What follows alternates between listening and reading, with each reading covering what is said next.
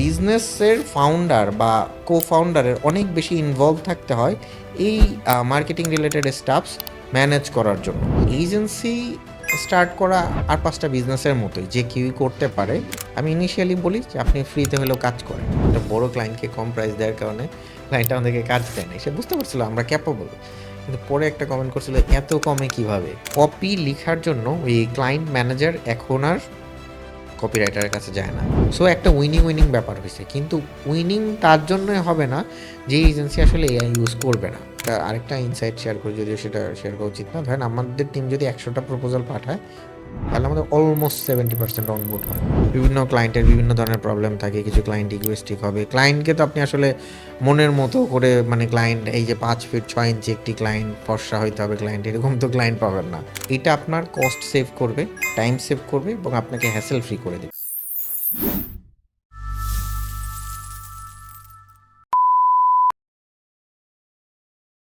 The growth পডকাস্টের আরও একটা exciting এপিসোডে আপনাকে জানাচ্ছি ওয়েলকাম। আমরা আমাদের এই এক্সাইটিং এপিসোডে আজকে এমন একটা টপিক কভার করবো যে টপিকটা নিয়ে সচরাচর খুব একটা কথাবার্তা হয় না। তো আজকের এপিসোডে আমরা শিখবো একটা মার্কেটিং এজেন্সি শুরু করতে হয় কিভাবে, এর জন্য ক্লায়েন্ট খুঁজে পেতে হয় কিভাবে, টিম বিল্ড করতে হয় কিভাবে, প্রসেস বিল্ড করতে হয় কিভাবে, এবং ফাইনালি কাস্টমারকে রিটেইন করতে হয় কিভাবে। সো আমাদের এই টপিকগুলো কভার করার জন্য আমার সাথে আজকে যিনি উপস্থিত আছেন, ইনি হচ্ছেন বাংলাদেশের একটা স্বনামধন্য এজেন্সির ফাউন্ডার। ওনার এজেন্সির নাম হচ্ছে আইএমবিডি এজেন্সি। আমরা যারা মোটামুটি মার্কেটিংয়ের সাথে রিলেভেন্ট মানুষজন, আমরা কম বেশি সবাই আইএমবিডি এজেন্সিকে চিনি। সো আজকে আমার সাথে উপস্থিত আছেন আইএমবিডি এজেন্সির ফাউন্ডার শামীম আহমেদ ভাই। শামীম ভাই কেমন আছেন? এই তো ভাইয়া, অল গুড, ঠিকঠাক ভালো আছি। ভাইয়া ফার্স্ট অফ অল আপনাকে অসংখ্য ধন্যবাদ যে আমি একটু আমাদের অডিয়েন্সের উদ্দেশ্যে বলি, আজকে ডিসেম্বরের ২৯ তারিখ, ঠান্ডা কাকে বলে, কত প্রকার, কি কি এটা আমরা ফিল করতেছি। সো এই ঠান্ডার মধ্যে ভাই আপনি আমাদের পডকাস্টে আসছেন, অসংখ্য ধন্যবাদ। আপনাকে অনেক ধন্যবাদ ভাই। Thank you for having me. আমারও খুব ভালো লাগছে এবং I used to see growth podcast. ভাল লাগে আরকি। Thank you so much. ভাই আমরা গ্রোথ পডকাস্টে সবসময় যে টপিক নিয়ে আলোচনা করি সেটা হচ্ছে গ্রোথ কি। আপনি যেই জায়গাটা গ্রোথ এনশিওর করছেন সেই গ্রোথের গল্পটা আমি চাই আমার অডিয়েন্সকে আপনি শোনান। সো আপনার গ্রোথের জায়গাটা হচ্ছে মার্কেটিং এজেন্সি, যেটা আপনি অলরেডি বিল্ড করছেন এবং এটা গ্রোথ এনশিওর করছেন। সো আজকে আমি আপনার গল্পটা শুনবো, আমরা আইএমবিডির গল্প শুনবো আজকে। পাশাপাশি আমরা আমাদের অডিয়েন্সের উদ্দেশ্যে শেয়ার করব যে মার্কেটিং এজেন্সি কি, শুরু করে কিভাবে, কন্টিনিউ করে কিভাবে, গ্রোথ এনশিওর করে কিভাবে। ভাই সবার আগে আপনি আমাকে বলেন যে মার্কেটিং এজেন্সি জিনিসটা আসলে কি? আচ্ছা, মার্কেটিং এজেন্সি আ মানে মার্কেটিং শব্দটা আসলে আমব্রেলা ওয়ার্ড আরকি আমি যদি বলি। সো মার্কেটিং এর মধ্যে আমরা আসলে আমাদের ডোমেইন এক্সপার্টিজ আসলে যেভাবে এনটাইটেল, সেটা হচ্ছে ডিজিটাল মার্কেটিং এজেন্সি। সো আমি যদি বলি ডিজিটাল মার্কেটিং এজেন্সি, আসলে ডিজিটাল মার্কেটিং এজেন্সি কি এটা বোঝার আগে আমাদের বোঝা দরকার যে ডিজিটাল মার্কেটিং জিনিসটা কি? এটা আই থিংক আপনার অডিয়েন্স সবাই কম বেশি বুঝে। তারপর আমি একটু শর্টে যদি বলি, সেটা হচ্ছে যে ডিজিটাল প্ল্যাটফর্ম বা চ্যানেল বা টুলগুলো ব্যবহার করে আমরা যে মার্কেটিংটা করি, মানে পণ্যের প্রচার যেটা করা হয় বা সার্ভিসের প্রচার যেটা করে, সেটাই ডিজিটাল মার্কেটিং। এখন এজেন্সি হচ্ছে marketing, digital marketing agency is a kind of business or হচ্ছে বলতে পারেন অর্গানাইজেশন যারা হচ্ছে এই ডিজিটাল মার্কেটিং করে। হুম? সো এইটার মধ্যে ধরেন নানা ধরনের এক্সপার্টিস থাকে, লাইক মিডিয়া বায়ার। এখন আমি যদি বলি ইন্টারনেট মার্কেটিং অ্যাসপেক্টে, তারপর হচ্ছে আমার স্ট্র্যাটেজিস্ট থাকে, ক্রিয়েটিভ টিম থাকে। সো এইগুলার সমন্বয়ে আরো অনেক ধরনের স্টেক হোল্ডার থাকে। এদের সমন্বিত একটা অর্গানাইজেশনই আসলে ডিজিটাল মার্কেটিং এজেন্সি। হ্যাঁ? শুধুমাত্র একটা এজেন্সি একটা ডিজিটাল মার্কেটার দিয়ে হয় না। বা আমাদের এজেন্সির যদি কথা বলি, তাহলে এর মধ্যে অনেক ধরনের এক্সপার্টিজ রয়েছে, অনেক ধরনের স্কিলড রিসোর্স রয়েছে। আ যারা হচ্ছে এই যেকোনো প্রোডাক্ট বা সার্ভিসের মার্কেটিং করার জন্য এই ডিজিটাল প্ল্যাটফর্ম বা চ্যানেলগুলো ব্যবহার করে থাকে আরকি। সো এই তো মোটা দাগে এইটাই হচ্ছে ডিজিটাল মার্কেটিং এজেন্সি বলা যাইতে পারে। এবং মার্কেটিং এজেন্সি আমি আরেকটু ক্লিয়ার করে দিই, সেটা হচ্ছে যে মার্কেটিং এজেন্সিও প্রচুর রয়েছে। অনেকে আমাদেরকে, যার মেইন মানে হাউজহোল্ড নেম যেগুলো রয়েছে, বড় আমি নাম না নিলাম, তাদেরকে অনেকে মার্কেটিং এজেন্সি হিসেবে চিনে। মানে ওইগুলো মোর অ্যাডভার্টাইজিং এজেন্সি, তারাও kind of A marketing agency. Activation করে, বিলবোর্ড, তারপর হচ্ছে আপনার বিভিন্ন ধরনের ক্যাম্পেইন তারা করে থাকে। আর আমরা হচ্ছে মোস্টলি ইন্টারনেট মার্কেটিং বা ইন্টারনেট বেসড যে মার্কেটিং হয়, ওইটা করে থাকি আরকি। আমি ভাই প্রশ্নটা খুবই কমন জিনিস যে একটা মার্কেটিং এজেন্সি কী জিনিস বা ডিজিটাল মার্কেটিং এজেন্সি কী জিনিস কম বেশি সবাই জানে। বাট এই প্রশ্নটা আপনাকে করার আমার যেটা উদ্দেশ্য সেটা হচ্ছে জাস্ট এই আনসারটা বোঝা যে একটা ডিজিটাল মার্কেটিং এজেন্সি মানে শুধু ডিজিটাল মার্কেটারদের এজেন্সি না। একটা ডিজিটাল মার্কেটিং এজেন্সি মানে ওখানে ডিজিটাল মার্কেটার যেমন থাকতে হবে, সাথে ক্রিয়েটিভস থাকা লাগবে, স্ট্র্যাটেজিস্ট থাকা লাগবে। হইতে পারে আমার বিটিএল অ্যাক্টিভিটি করতে গেলে বিটিএল এর লোকজনও থাকা। লাগতে পারে। হ্যাঁ। সো ওভারঅল একটা একটা টিমের কম্বিনেশনে বেসিক্যালি বা গ্রুপ অফ পিপলের কম্বিনেশনে আমাদের মার্কেটিং এজেন্সিটা হয়। ভাই এখন প্রশ্ন হইলো, ধরেন আমি একটা কোম্পানি, হুম, হুম, আমি কিন্তু চাইলে একজন মিডিয়া বায়ার হায়ার করতে পারি, একজন গ্রাফিক ডিজাইনার হায়ার করতে পারি, এডিটর হায়ার করতে পারি। সো এই টিমটা তো আমি নিজেই হায়ার করতে পারি। হুম, সো হুম। আমি একটা টিম হায়ার না করে কেন একটা মার্কেটিং এজেন্সির কাছে যাব?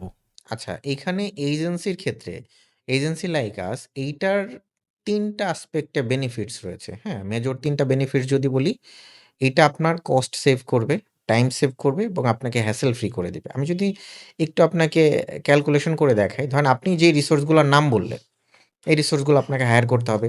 তো এদের একটা এভারেজ সেলারি আপনি ধরেন ২০,০০০-৩০,০০০ যদি একটু ভালো রিসোর্স আপনি হায়ার করেন। ধরেন এরকম আপনি ৩ জন ৪ জন রিসোর্স হায়ার করলেন। এদের জন্য আপনার অফিস স্পেস নিতে হবে এবং এদেরকে মানে টাস্ক অ্যাসাইন করা বা এই টিম আসলে কিভাবে আগাবে এবং এদের যে 9 to 5 বা হচ্ছে 10 to 6 এর মধ্যে এরা আসলে কি করবে এইটা মনিটর করার জন্য কিন্তু আপনার একজন সিনিয়র লাগে। বা অনেক সময় হয় যে বিজনেসের ফাউন্ডার নিজে এটাতে ইনভলভ থাকে। তো যেটা হয় যে বিজনেসের ফাউন্ডার বা কো-ফাউন্ডারের অনেক বেশি ইনভলভ থাকতে হয় এই মার্কেটিং রিলেটেড স্টাফস ম্যানেজ করার জন্য। তো এটার জন্য তার হিউজ টাইম এখানে ইনভেস্ট করতে হয়। তো আপনি যদি দেখেন যে ইন টার্মস অফ মানি বা বাজেট অ্যালোকেশন এর ক্ষেত্রে ধরেন ওর থেকে মানে আপনার ইন হাউস টিম যদি আপনি করেন, ডেভেলপ করেন তাহলে সেক্ষেত্রে যদি আপনার ওভারঅল আমি ধরলাম সব রেন্ট-টেন্ট দিয়ে এদেরকে ওয়েল ইকুইপড করে আপনার মাসে রিকারিং এ ৳১,০০,০০০ খরচ হয়। সেম ফ্যাসিলিটিস আপনি এজেন্সি থেকে অ্যাক্সেস করতে পারবেন এর 50% বা তারও কম খরচে। এবং ওইখানে আরো বেশি ট্যালেন্ট থাকে। ধরেন একজন কপিরাইটার থাকতে পারে, ওদের ইন হাউস স্টুডিও থাকতে পারে। সো এই ফ্যাসিলিটিস গুলা কিন্তু আপনি এত কম খরচে অ্যাক্সেস করতে পারবেন না। সো এজেন্সি এইজন্য আপনার নাম্বার 1 পয়েন্ট আপনার কস্ট সেভ হচ্ছে। টাইম সেভ হয় কিভাবে? ধরেন আপনার এই 9 to 5 পিপল গুলাকে অ্যাকাউন্টেবল রেসপন্সিবল রাখা কম্পেয়ার টু এজেন্সি একটু ডিফিকাল্ট। কারণ এজেন্সিতে ধরেন আপনার আজকে আপনি একটা টার্গেট দিয়েছেন, একটা কেপিআই দিয়েছেন, ওইটা অ্যাচিভ না করতে পারলে আপনি তাকে যেভাবে অ্যাকিউজ করতে পারবেন, আপনি ইন হাউস টিমকে ওইভাবে পারবেন না। এবং একটা রং রিসোর্স হায়ার করার পরেও ওকে আবার আপনি ফায়ার করতে গেলেও বা টার্মিনেট করতে গেলেও দেখবেন যে ওইটার মধ্যে আপনার ৩ মাস চলে গেছে। সো একটা পারফেক্ট টিম বিল্ড করে ওইটা থেকে আউটপুট নিয়ে আসা অনেক স্ট্রেসফুল। এবং অনেকগুলো হ্যাসেলের ভেতর দিয়ে যাইতে হয়। এই তুমি এটা করছো না কেন? এটা হইল না কেন? ওইটা হইল না কেন? এবং আপনি ধরেন এখন হচ্ছে কি নানান ধরনের এক্সপার্টিস আছে। আপনি ভিডিও এডিটিং এর মধ্যেও দেখবেন নানা ধরনের ডিপার্টমেন্ট আছে। ভাই আমি শুধু অ এই ইউজিসি ভিডিও কাটি, আমি মোশন করি না। আমি ভাই সাউন্ড ডিজাইন পারি না। আমি ভাই কালার পারি না। সো আপনার কিন্তু সবকিছু দরকার। আপনি যদি একটা ডিজিটাল মার্কেটার বা ইন হাউস টিম এটা ডিপ্লয় করতে যান, এটা অনেক বেশি কস্টলি হবে। আপনার নিজের ইনভলভ থাকতে হবে। এবং আপনার টাইম এই যে আপনি বিজনেস ডেভেলপমেন্টে যে টাইম দিবেন, ওই টাইমটা আর আপনি দিতে পারবেন না।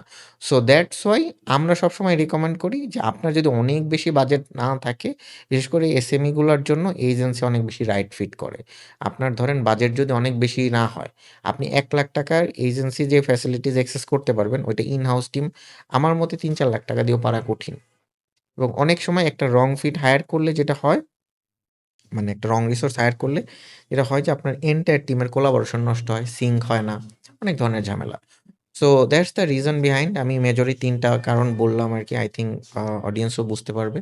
সো আই থিংক মানে যাদের আসলে অনেক বেশি বাজেট না তাদের জন্য ইন হাউস টিম ডিপ্লয় না করে একজন লোক রাখতে পারে যে শুধু এজেন্সির সাথে কমিউনিকেট করবে। একটা পিওসি থাকবে। আ এজেন্সির কি অ্যাকাউন্টস ম্যানেজারের সাথে কথা বলবে, কমিউনিকেট করবে, তার রিকোয়ারমেন্ট জানাবে, তাকে KPI দিবে এবং কাজ তুলে নেবে। এটা অনেক বেশি কনভিনিয়েন্ট। ভাইয়া আমি যতটুকু জানি আইএমবিডির এখন ৮০, ৮৫, ৯০ জন এমপ্লয়ি। সো আপনি যখন শুরু করছেন তখন তো এত বড় টিম অ্যাকচুয়ালি ছিল না। তো আপনি একাই শুরু করছেন বা ছোট একটা টিম নিয়ে শুরু করছেন। তো আমাদের এই পডকাস্ট দেখে কারো যদি মনে হয় ওকে ফাইন আমি একটা এজেন্সি স্টার্ট করতে পারি, যে ভাইয়েরা যেহেতু করতেছে ডেফিনিটলি মার্কেট ডিমান্ড আছে আমি করতে পারি। সো আমাদের এই পডকাস্ট দেখে বা এমনিতে ইন জেনারেল কেউ যদি একটা এজেন্সি স্টার্ট করতে যায়, ইনিশিয়ালি তার কি স্কিল থাকা উচিত? ওকে, সো কেউ যদি আসলে ডিজিটাল মার্কেটিং এজেন্সি স্টার্ট করতে চায়, আমি হাইলি রিকমেন্ড করব যে তার রিলেভেন্ট স্কিল সেট থাকা এবং কয়েকটা ক্লায়েন্টকে সার্ভ করে আসলে সে আরও বিষয়টা বুঝতে পারবে ভালো। স্কিল সেটের মধ্যে আসলে আমার স্কিল সেটের জায়গাটা আমি বলতে পারি, সেটা হচ্ছে যে আমি নিজেও মিডিয়া বাইং করতাম। আবার নিজেরও স্ট্র্যাটেজি ডেভেলপ করা, কনটেন্ট ক্যালেন্ডার করা, টুকটাক ক্রিয়েটিভস এর knowledge, video editing, graphics design এই জিনিসগুলার অনেক বেশি ডিপ লার্নিং দরকার পড়ে না। বাট আপনার আসলে ইন্ডাস্ট্রির জার্গন ওয়ার্ডগুলা বুঝতে হবে ঠিকঠাক মতো। সো আপনি যাতে কানেক্ট করতে পারেন। এবং প্রত্যেকটা ফাউন্ডারের এটা খুব কমন, আমি বলি যে সেলস স্কিল থাকতেই হবে। এইটার কোনো বিকল্প নেই। এটা আপনি যেই বিজনেসই স্টার্ট করতে চান না কেন, ফাউন্ডারের সেলস স্কিল থাকাটা কাইন্ড অফ ম্যান্ডেটরি। আমি এটা মনে করি আরকি। এটা অন্য কারো অন্য মত থাকতে পারে। ২ টা skill set digital marketing agency start করতে গেলে লাগবে। এক হচ্ছে আপনার নিজের সেলস স্কিল থাকতে হবে। সেলস স্কিলের ভিতর অনেক কিছু পড়ে যে কমিউনিকেশনে ভালো না হলে কেউ সেলসে ভালো না। এটা আমরা সবাই কম বেশি বুঝি। সো কমিউনিকেশনে ভালো হইতে হবে, সেলস স্কিল থাকতে হবে, আর digital marketing related skill set থাকা, এইটা জরুরি আরকি। এটা না থাকলে আপনার অনেক বেশি ডিপেন্ডেন্সি থাকবে। একটা রিসোর্সের উপর অনেক বেশি ডিপেন্ডেন্ট হয়ে গেলে, হুট করে কেউ যদি সুইচ করে, আপনি তখন একদম অন্ধ হয়ে যাবেন। আর কোথাও দিক দিশা খুঁজে পাবেন না আরকি। আমি আপনার সাথে একমত ভাই যে কেউ যদি একটা মার্কেটিং এজেন্সি স্টার্ট করতে চায় তার ডেফিনিটলি ডিজিটাল মার্কেটিংটা মাস্ট জানা উচিত। যে কারণ এটাই হচ্ছে বেসিক্যালি কোর আর বাকি ডিপার্টমেন্ট তো ওকে হেল্প করতেছে, হেল্পিং হ্যান্ড। হ্যাঁ। সো এটা একটা জিনিস। আরেকটা হচ্ছে আপনি যেটা বললেন যে গ্রাফিক ডিজাইন, এডিটিং এটা বেসিক নলেজ থাকা উচিত। এটা হইলে যেটা হয় টিমটাকে সে ম্যানেজ করতে পারে খুব ইজিলি। মানে ডিপেন্ডেন্সি কমে তার সবার উপর। প্লাস ওরে চাইলেই এটা সেটা বুঝাইতে পারে না যদি বেসিক নলেজটা থাকে। আর আরেকটা জিনিস আপনি খুব মানে ভালো বলছেন সেটা সেলস স্কিল থাকা লাগবেই ভাই। হুম, হ্যাঁ। এজেন্সি না, এটা একটা পানের দোকান দিলেও সেলস স্কিল থাকা লাগবে।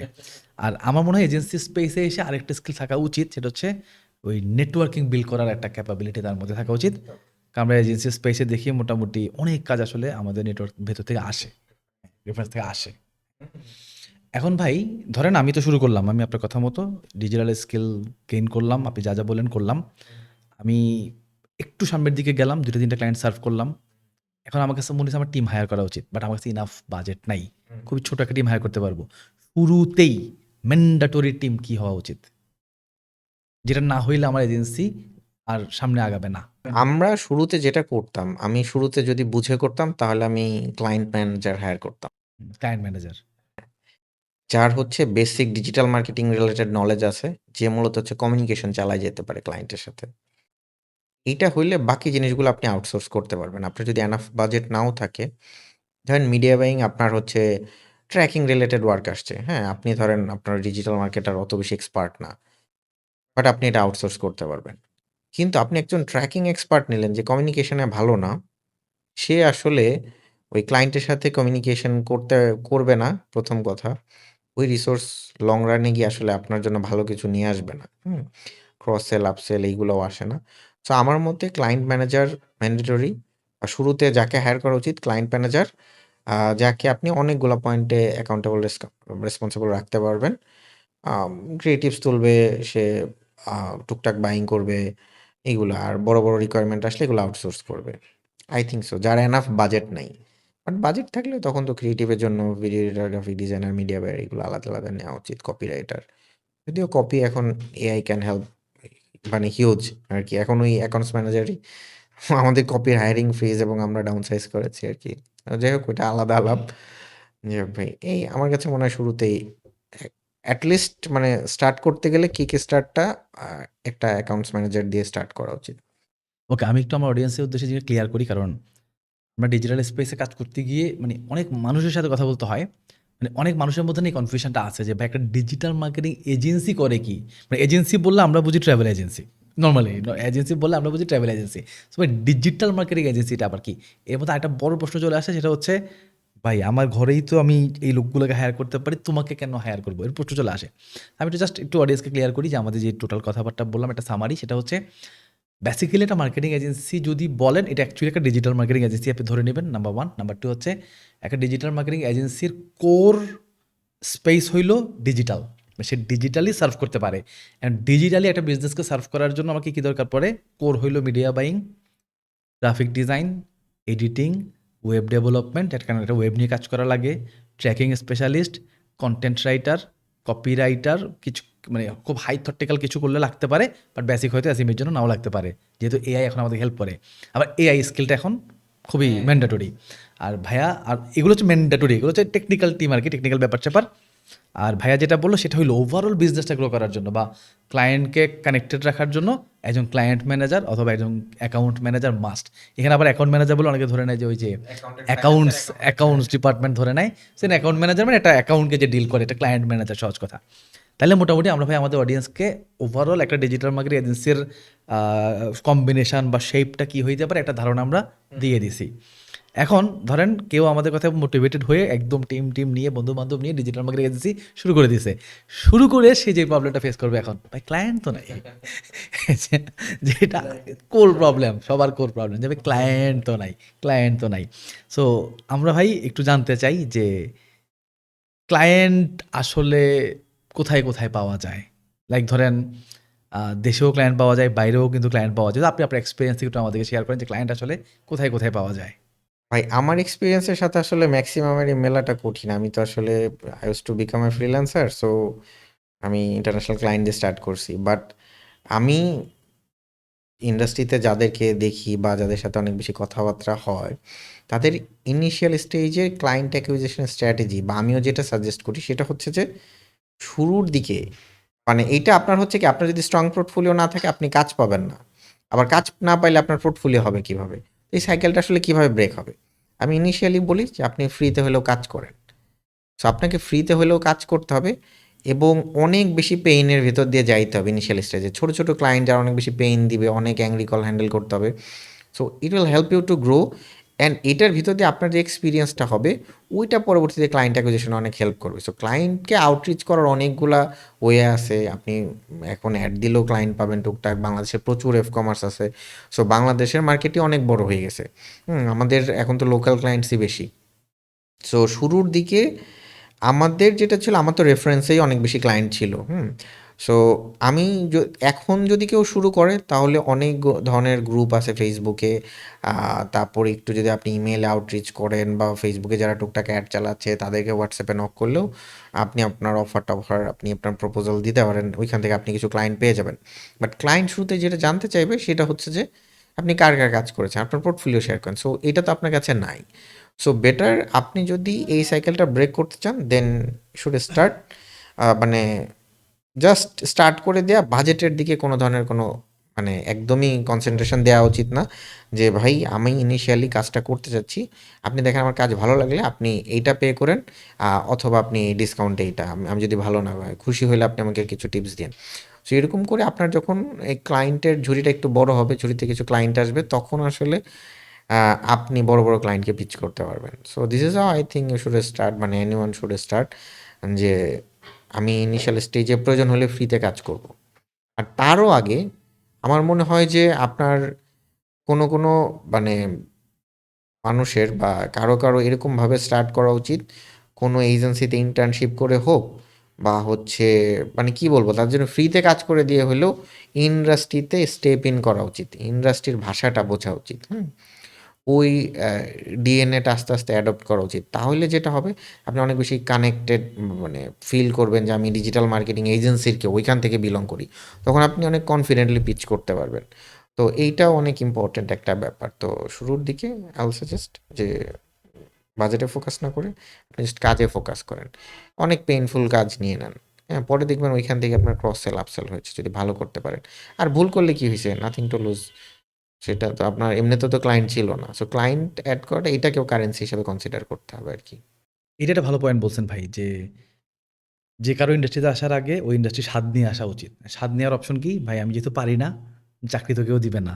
তাহলে অপশন হলো ইন্টার্নশিপ করা। তো ইন্টার্নশিপ করলে এটলিস্ট ডিজিটাল স্পেসের সাথে পরিচিত হয়ে গেলাম। একটা এনভায়রনমেন্টের ভেতরে থাকলাম। একটা এজেন্সি কি করতেছে এটাও দেখে ফেললাম।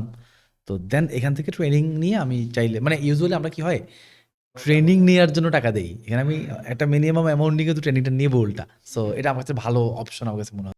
হ্যাঁ, এটা 100% হাইলি রিকমেন্ডেড। আপনি ওই ফ্লোটা বুঝতেই তো দেখা যাবে যে পরবর্তীতে ধরেন ইনিশিয়াল স্টেজে আপনি যদি আ খারাপ সার্ভিস দিয়ে স্টার্ট করেন বা আপনাকে যদি এমন সার্ভিস দিয়েছেন কেউ আপনাকে রিকমেন্ড করবে না, বরং উল্টা আরো এমন জায়গায় আপনাকে পচায় দিবে যেটার কারণে আপনি আর গ্রো করতে পারবেন না। সো বেটার আপনি এজেন্সিতে ইন্টার্নশিপ করে হইলেও ওই ফ্লোটা বোঝা, কিভাবে কাজ করে বা কিভাবে একটা ডিপার্টমেন্ট আরেকটা ডিপার্টমেন্টের সাথে ইন্টারকানেক্টেড। এই জিনিসগুলা না বুঝে শুরু করলে আসলে ভালো করতে বেশি টাইম লাগবে। আমি ভাই একটা কমন জিনিস দেখছি আমার স্টুডেন্টদের মধ্যে যে তারা যখন একটা এজেন্সি লঞ্চ করে বা নিজে এজ এ ফ্রিল্যান্সার মার্কেটে আসে, এটা মানে সবাই তো অ্যাডভার্টাইজমেন্ট রান করে দিলে আল্টিমেটলি ক্লায়েন্ট একটা দুটা চলে আসে আল্টিমেটলি ফেসবুকে রান করে দিলে। সো তারা যে প্রবলেমটা ফেস করে তার প্রাইসিংটা নিয়ে না নেগোসিয়েশন করতে পারে না। তারা বুঝে না যে কত টাকা আমি তার কাছ থেকে প্রাইস আস্ক করব। এখন এটাও যদি ডিপেন্ড করে আমি কি সার্ভিস দিচ্ছি, ক্লায়েন্টটা কে, তার বাজেট কত, অনেক কিছুর উপরে তো ডিপেন্ড করে। সো ওভারঅল একটা কম্বিনেশন অফ নলেজ শেয়ার করেন আমাদের সাথে। আমি এই যে আবারও বলতেছি কিন্তু ভাই, ডিপেন্ড এটা কিন্তু মানে একটা ভার্সেটাইল ব্যাপার যে ক্লায়েন্ট কে, কত বড়, তার বাজেট কত, সে কত কাজ করাবে। যদিও জিনিসটা আসলে একটু মানে স্পেসিফিক আনসার নাই এটার, বাট তারপর একটা কম্বিনেশন যদি আমাদেরকে শেয়ার করেন। আচ্ছা, এই প্রবলেম তো আমরা মানে অনেক দিন, মানে আমি বলবো যে এজেন্সি স্টার্ট করার পর প্রায় 2-3 বছর আসলে এইটা ক্লিয়ার হইতেই টাইম লাগছে। আসলে আমি কিভাবে কোড করব, কিভাবে প্রাইসিং করবো। আমার মনে আছে শুরু দিকে একটা বড় ক্লায়েন্টকে কম প্রাইস দেওয়ার কারণে ক্লায়েন্ট আমাদেরকে কাজ দেয় না, সে বুঝতে পারছিল আমরা ক্যাপাবল, কিন্তু পরে একটা কমেন্ট করছিল এত কমে কিভাবে। এত কমে কিভাবে? এখন ওইটার পরে আবার আমরা অনেকগুলা ডিলও হারাইছি যেগুলো চায়না, তোমরা চায়না এজেন্সি নাকি? ওটার পরে আমরা অনেকগুলো ডিল হারাইছি এরকম যে আমরা আবার পরের গুলোতে প্রপোজালে অনেক বেশি ওভারকোট করে ফেলছিলাম। তো এইটা আসলে বুঝতে হইলে এইটা খুবই সাবজেক্টিভ একটা ব্যাপার। হ্যাঁ, ক্লায়েন্ট টু ক্লায়েন্ট ভ্যারি করবে। ইনিশিয়াল স্টেজে আপনি প্রাইজিং এর জন্য আই ইউজ টু ফলো আর সাজেস্ট যেটা হচ্ছে যে আপনি ফাইবারের প্রাইজিং দেখবেন যে পার্টিকুলার এই টাস্কের জন্য ফাইবারে কিভাবে কি ওরা চার্জ করে। তখন আপনার কাছে একটা স্ট্রং লজিক থাকবে যে ভাই দেখেন বেয়ার মিনিমাম এই স্ট্যান্ডার্ডে এই কাজ হয়। আদারওয়াইজ আপনি যেই টাকা চাচ্ছেন ওইটার একটা রেফারেন্স লাগবে। এখন ধরেন আমরা আসলে মিড টিকেট বা হাই টিকেট ক্লায়েন্ট নিয়ে কাজ করি। এর আগে আসলে তো আমরা লো টিকেট ক্লায়েন্ট নিয়ে কাজ করতাম। মানে হাই বলতে ওরকমও হয় না, higher mid, higher mid. Higher mid বলতে পারেন। তো একদম লো টিকেট ক্লায়েন্টগুলোর ক্ষেত্রে প্রাইস পয়েন্টে সমস্যাটা হয়ে গেছে কি, মার্কেটটা তো আমরাই নষ্ট করেছি। ধরেন ২,০০০ টাকা ই-কমার্স ওয়েবসাইট দিতে, দিতে এখন একটা ওয়েবসাইটের UX UI করতে যে ৫,০০,০০০ টাকা লাগতে পারে, জিনিসটা বললে ওই ক্লায়েন্ট দেখবেন মরে যাবে। তো এটা তো বলাই যাবে না। হ্যাঁ? তো এখন ওই ক্লায়েন্টের ওই পরিমাণ নলেজও নাই। এদেরকে আসলে এডুকেট করে আপনি একটা প্রোডাক্ট সেল করবেন, এটাও আসলে এক্সপেক্ট করা ভুল। আমরা যে মার্কেটে কাজ করছি এই মার্কেটের সিনারিও এরকমই। তো প্রাইজিং স্ট্র্যাটেজিটা কি হবে? প্রাইজিং স্ট্র্যাটেজির জন্য হোয়াট উই ফলো সেটা হচ্ছে আপনাকে অনেকগুলো অপশন দিতে পারেন। অপশন দেওয়ার আগে আপনার নিজের ক্লিয়ার হইতে হবে। ম্যাক্সিমাম যারা স্টার্টআপ এজেন্সি ওনার আছে তাদের যেটা হয় যে আমি কয় টাকায় কী সার্ভিস দেবো এবং কেন এইটার দাম বেশি, এটার জেনুইন ডিফারেন্স থাকে না, ক্লিয়ারিটির অনেক গ্যাপ। সো আপনাকে নিজে কনভিন্স করতে হবে যে আমি একটাতে সাপোজ 20,০০০ টাকা চাচ্ছি আর একটাতে 50,০০০ আর একটাতে 1,00,000। ওইটার না ভিজিবল ডিফারেন্স থাকতে হবে যে আমি আসলে এটাতে কেন 1,00,000 টাকা চার্জ করছি, এটাতে আপনি কী কী পাচ্ছেন না, আপনি মাঝখানের প্যাকেজটাতে কী কী পাচ্ছেন এবং 20,০০০ টাকায় কী কী পাচ্ছেন। তো আপনি যখন অনেকগুলো অপশন দিয়ে দিবেন তখন আপনার রেঞ্জ সে জানবে, জানার পর ওইখান থেকে অপশন পিক করবে। তখন ক্লায়েন্ট আপনাকে কখনোই বলবে না আমার পকেটে কয় টাকা আছে, হ্যাঁ আমার বাজেট কত। তো ক্লায়েন্টের কাছ থেকে বাজেট বের করার এটা একটা স্ট্র্যাটেজি হচ্ছে যে তাকে অপশন দেন, 4-5টা অপশন দেন যে আমি আপনার জন্য ভাই 5 টাকায় এই কাজ করি, 10 টাকায় এই কাজ করি, 20 টাকায় এই কাজ করি। এবং আমাদের একটা ফিয়ার অফ লস কাজ করে কি, এই ক্লায়েন্টের কাছে তো 100 টাকা ছিল, তাহলে আমি 20 টাকার অপশন কেন দিলাম। এই ধরনের লোভী হলে আসলে গ্রো করাও কঠিন। হ্যাঁ, সো আমার যতটুকু আসলে প্রাপ্য আমি ততটুকুই নিব। আমি যেটা ফলো করি, আমাদের খুব সলিড ডিফেন্স আছে যে ভাই আমি আসলে আমার টিম অ্যালোকেশন এরকম, আমি এই প্যাকেজটাতে এই ধরনের রিসোর্স আমার কাজ করে, তো that's why we charge like this.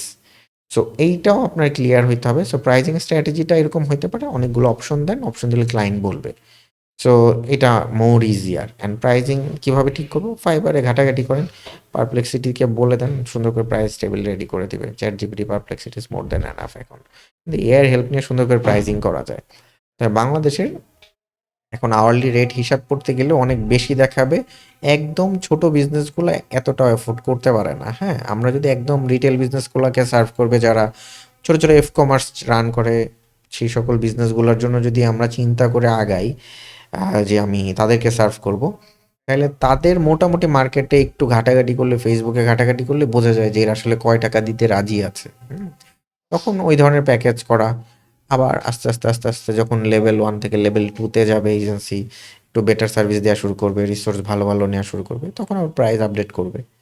Price আপডেটের ক্ষেত্রে আপনার এতটুকু বোঝাইতে পারতে হবে যে জাস্ট বিকজ আমার বয়স হয়ে গেছে বিধায় আমি টাকা বেশি নিই এরকম না। আমার ভ্যালু এডিশন পার্টে এই জিনিসপত্র অ্যাড হইছে। সো দ্যাটস ওয়াই আমি এত বেশি চার্জ নিচ্ছি। আমি শুধু ইনফ্লেশনের কথা বলে চার্জ বাড়ায় দিতে পারবো না। এটা একটা পয়েন্ট আরকি। So this can be the pricing strategy আরকি। ভাই একটা ক্লায়েন্ট অনবোর্ড হয়ে যাওয়ার পর তার সাথে আমার যখন নেগোসিয়েশন হয়ে গেল, অনবোর্ড হয়ে গেল, আমি সার্ভিস দিতে যাব।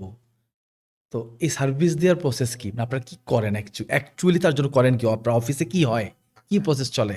আমরা যদি বলি তাহলে আমাদের ক্লায়েন্ট সেলস টিম যখন সেলস ক্লোজ করে তারপর সেলস টিম হচ্ছে একটা কিক অফ মিটিং করে। কিক অফ মিটিং করে হচ্ছে আমার যা সার্ভিস প্রোভাইড করে, মূলত ক্লায়েন্ট ম্যানেজার হচ্ছে পিওসি থাকে, মানে এই অ্যাকাউন্টস ম্যানেজার যাকে আমরা বলছিলাম, তার সাথে আরও কয়েকজন স্টেক হোল্ডার, মানে আমাদের টিম ভাগ করা আছে, আমাদের টিমে আলফা বেটা এরকম টিম আছে। সো ওই টিমকে আমরা ক্লায়েন্ট দিয়ে দিই এবং এক একজন পিওসি যাকে আমরা অ্যাকাউন্টস ম্যানেজার বলি, মানে পয়েন্ট অফ কন্ট্যাক্ট, এই পাশে point of contact sales team থেকে একজন যে সেলসটা ক্লোজ করেছে, এবং ক্লায়েন্টের যে রিপ্রেজেন্টেটিভ থাকে বা ক্লায়েন্ট যে থাকে তাদেরকে নিয়ে একটা মিটিং হয় অনলাইনে, এবং তারা আবার হচ্ছে প্রপোজালটা নিয়ে আলাপ আলোচনা করে যে আপনি এটা পাবেন, ওইটা পাবেন, এই হবে, সেই হবে, টিম অ্যালোকেশন এত, যাতে আমার কোনো অ্যাবনর্মাল এক্সপেকটেশন না থাকে। ওইটা ক্লিয়ার করে সেলস টিম বোথ পার্টির হয়ে।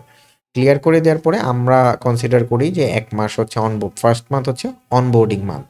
হচ্ছে নলেজ ট্রান্সফার করে মূলত ক্লায়েন্ট যে আমার এই চাই, টেস্টটা আমরা আন্ডারস্ট্যান্ড করি, আমরা ব্র্যান্ড গাইডলাইন প্রিপেয়ার করি। আমাদের তো অ্যাজ অ্যান এজেন্সি আমাদের অপারেশনটাই হচ্ছে আমাদের সবচেয়ে বড় স্ট্রেংথ। হ্যাঁ, আমরা সবকিছুই মোটামুটি অটোমেটেড। তো ওইগুলা না করে আপনি অনবোর্ড করতে পারবেন না যে আমার ফন্ট কী হবে, আমার কালার কী হবে, primary font, secondary font, primary colour, secondary colour, এই জিনিসপত্রগুলো ওরা নিয়ে তাহলে হয় কি ক্রিয়েটিভস আর অনেক বেশি ফিডব্যাক আসে না। ক্লায়েন্টের টেস্টটা আপনি যত দ্রুত ক্যাচ করতে পারবেন, তত বেশি ধরেন যে আমার কারেকশন, রিভিশন কম আসতেছে। তো এইটা মোটামুটি সেলস টিম হ্যান্ডওভার করে দেয়। তারপর সিএম এর সাথে হোয়াটসঅ্যাপ গ্রুপে কমিউনিকেশন হয়। আবার আমাদের নিজেদের অ্যাপ আছে, ওইখানেও কমিউনিকেট করে সামটাইমস ক্লায়েন্ট। তো এইভাবে আরকি শুরুর মাসে অনবোর্ডিং মান্থ হিসেবে আমরা কনসিডার করি। তারপরের মাস থেকে আসলে মূলত হচ্ছে আমরা ধরেন যদি আমরা কেপিআই ফিক্স করি যে আমাদের এতগুলো লিডের টার্গেট, ধরেন ফর এক্সাম্পল রিয়েল এস্টেট যদি বলি, অনেক সময় সাথে সাথেও অ্যাড রান করে দেওয়া হয়, তার যদি ভালো প্রিভিয়াস ট্র্যাক থাকে।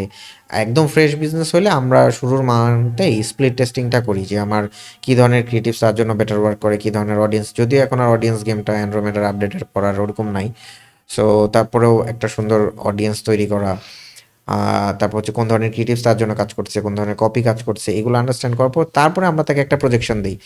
এতগুলো লিড আসতে পারে, আপনি এখন বলেন এর মধ্যে গার্বেজ কত আসছে, অ্যাক্সিডেন্টাল ক্লিক কত, এবং কতগুলোর সাথে কথাবার্তা আগাইছে।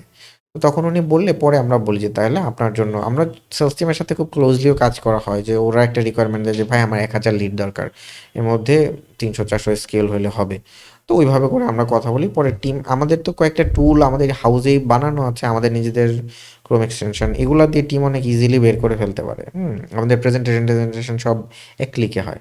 সো ওরা দেখা যায় যে আপনার ওই জাস্ট ওর ড্রিম টার্গেটটা বা টার্গেটটা ইনপুট দিয়ে দিলে এখান দিয়ে কী কী করণীয়, আমার অ্যাড বাজেট কী হবে, এগুলো স্ট্র্যাটেজি অটোমেটিক প্রিপেয়ার হয়ে যায়। সো ইনিশিয়ালি সবাই এটা চ্যাটজিপিটিতে করতে পারে, ম্যানুয়ালি করতে পারে। প্রেজেন্টেশনের জন্য গামা আছে। সো এইগুলা দিয়ে করে আমরা তারপরে দেই ক্লায়েন্টকে একটা অ্যাড বাজেট-টাজেট দিলে ক্লায়েন্ট তারপর ওইভাবে পেমেন্ট করে। তারপর কাজ চলতে থাকে, ক্রিয়েটিভস হইতে থাকে, কপি অ্যাপ্রুভ করে, ভিডিওর স্ক্রিপ্ট অ্যাপ্রুভ করে। ওইগুলা তারপর কন্টিনিউয়াস সাইকেলে চলতে থাকে। মানে আমার শুরুতে আমি যদি একটু গোছায়া বলি সেটা হচ্ছে যে অনবোর্ডিং মান্থে আমরা বুঝলাম। এরপর হচ্ছে আমরা একটা কনটেন্ট ক্যালেন্ডার করে ওই অনুযায়ী কাজ এক্সিকিউট হয়। এক্সিকিউট হওয়ার পরে তারপর হচ্ছে মাস শেষে আবার একটা রিপোর্ট করি আমরা। ওই রিপোর্টটা থেকে আবার কিছু ফাইন্ডিংস আসে। ওইটার উপর আবার নেক্সট মান্থের কনটেন্ট ক্যালেন্ডার হয় বা স্ট্র্যাটেজি ক্যালেন্ডার বলি আমরা। ওইটার উপর আবার এক্সিকিউশন হয়, আবার রিপোর্ট হয়। এটা সাইকেলে চলতে থাকে আরকি। এটা হচ্ছে আমাদের রিকারিং ক্লায়েন্ট যেগুলো আছে আরকি রুটিন। এই ক্লায়েন্টগুলোর জন্য এভাবে কাজ হয়।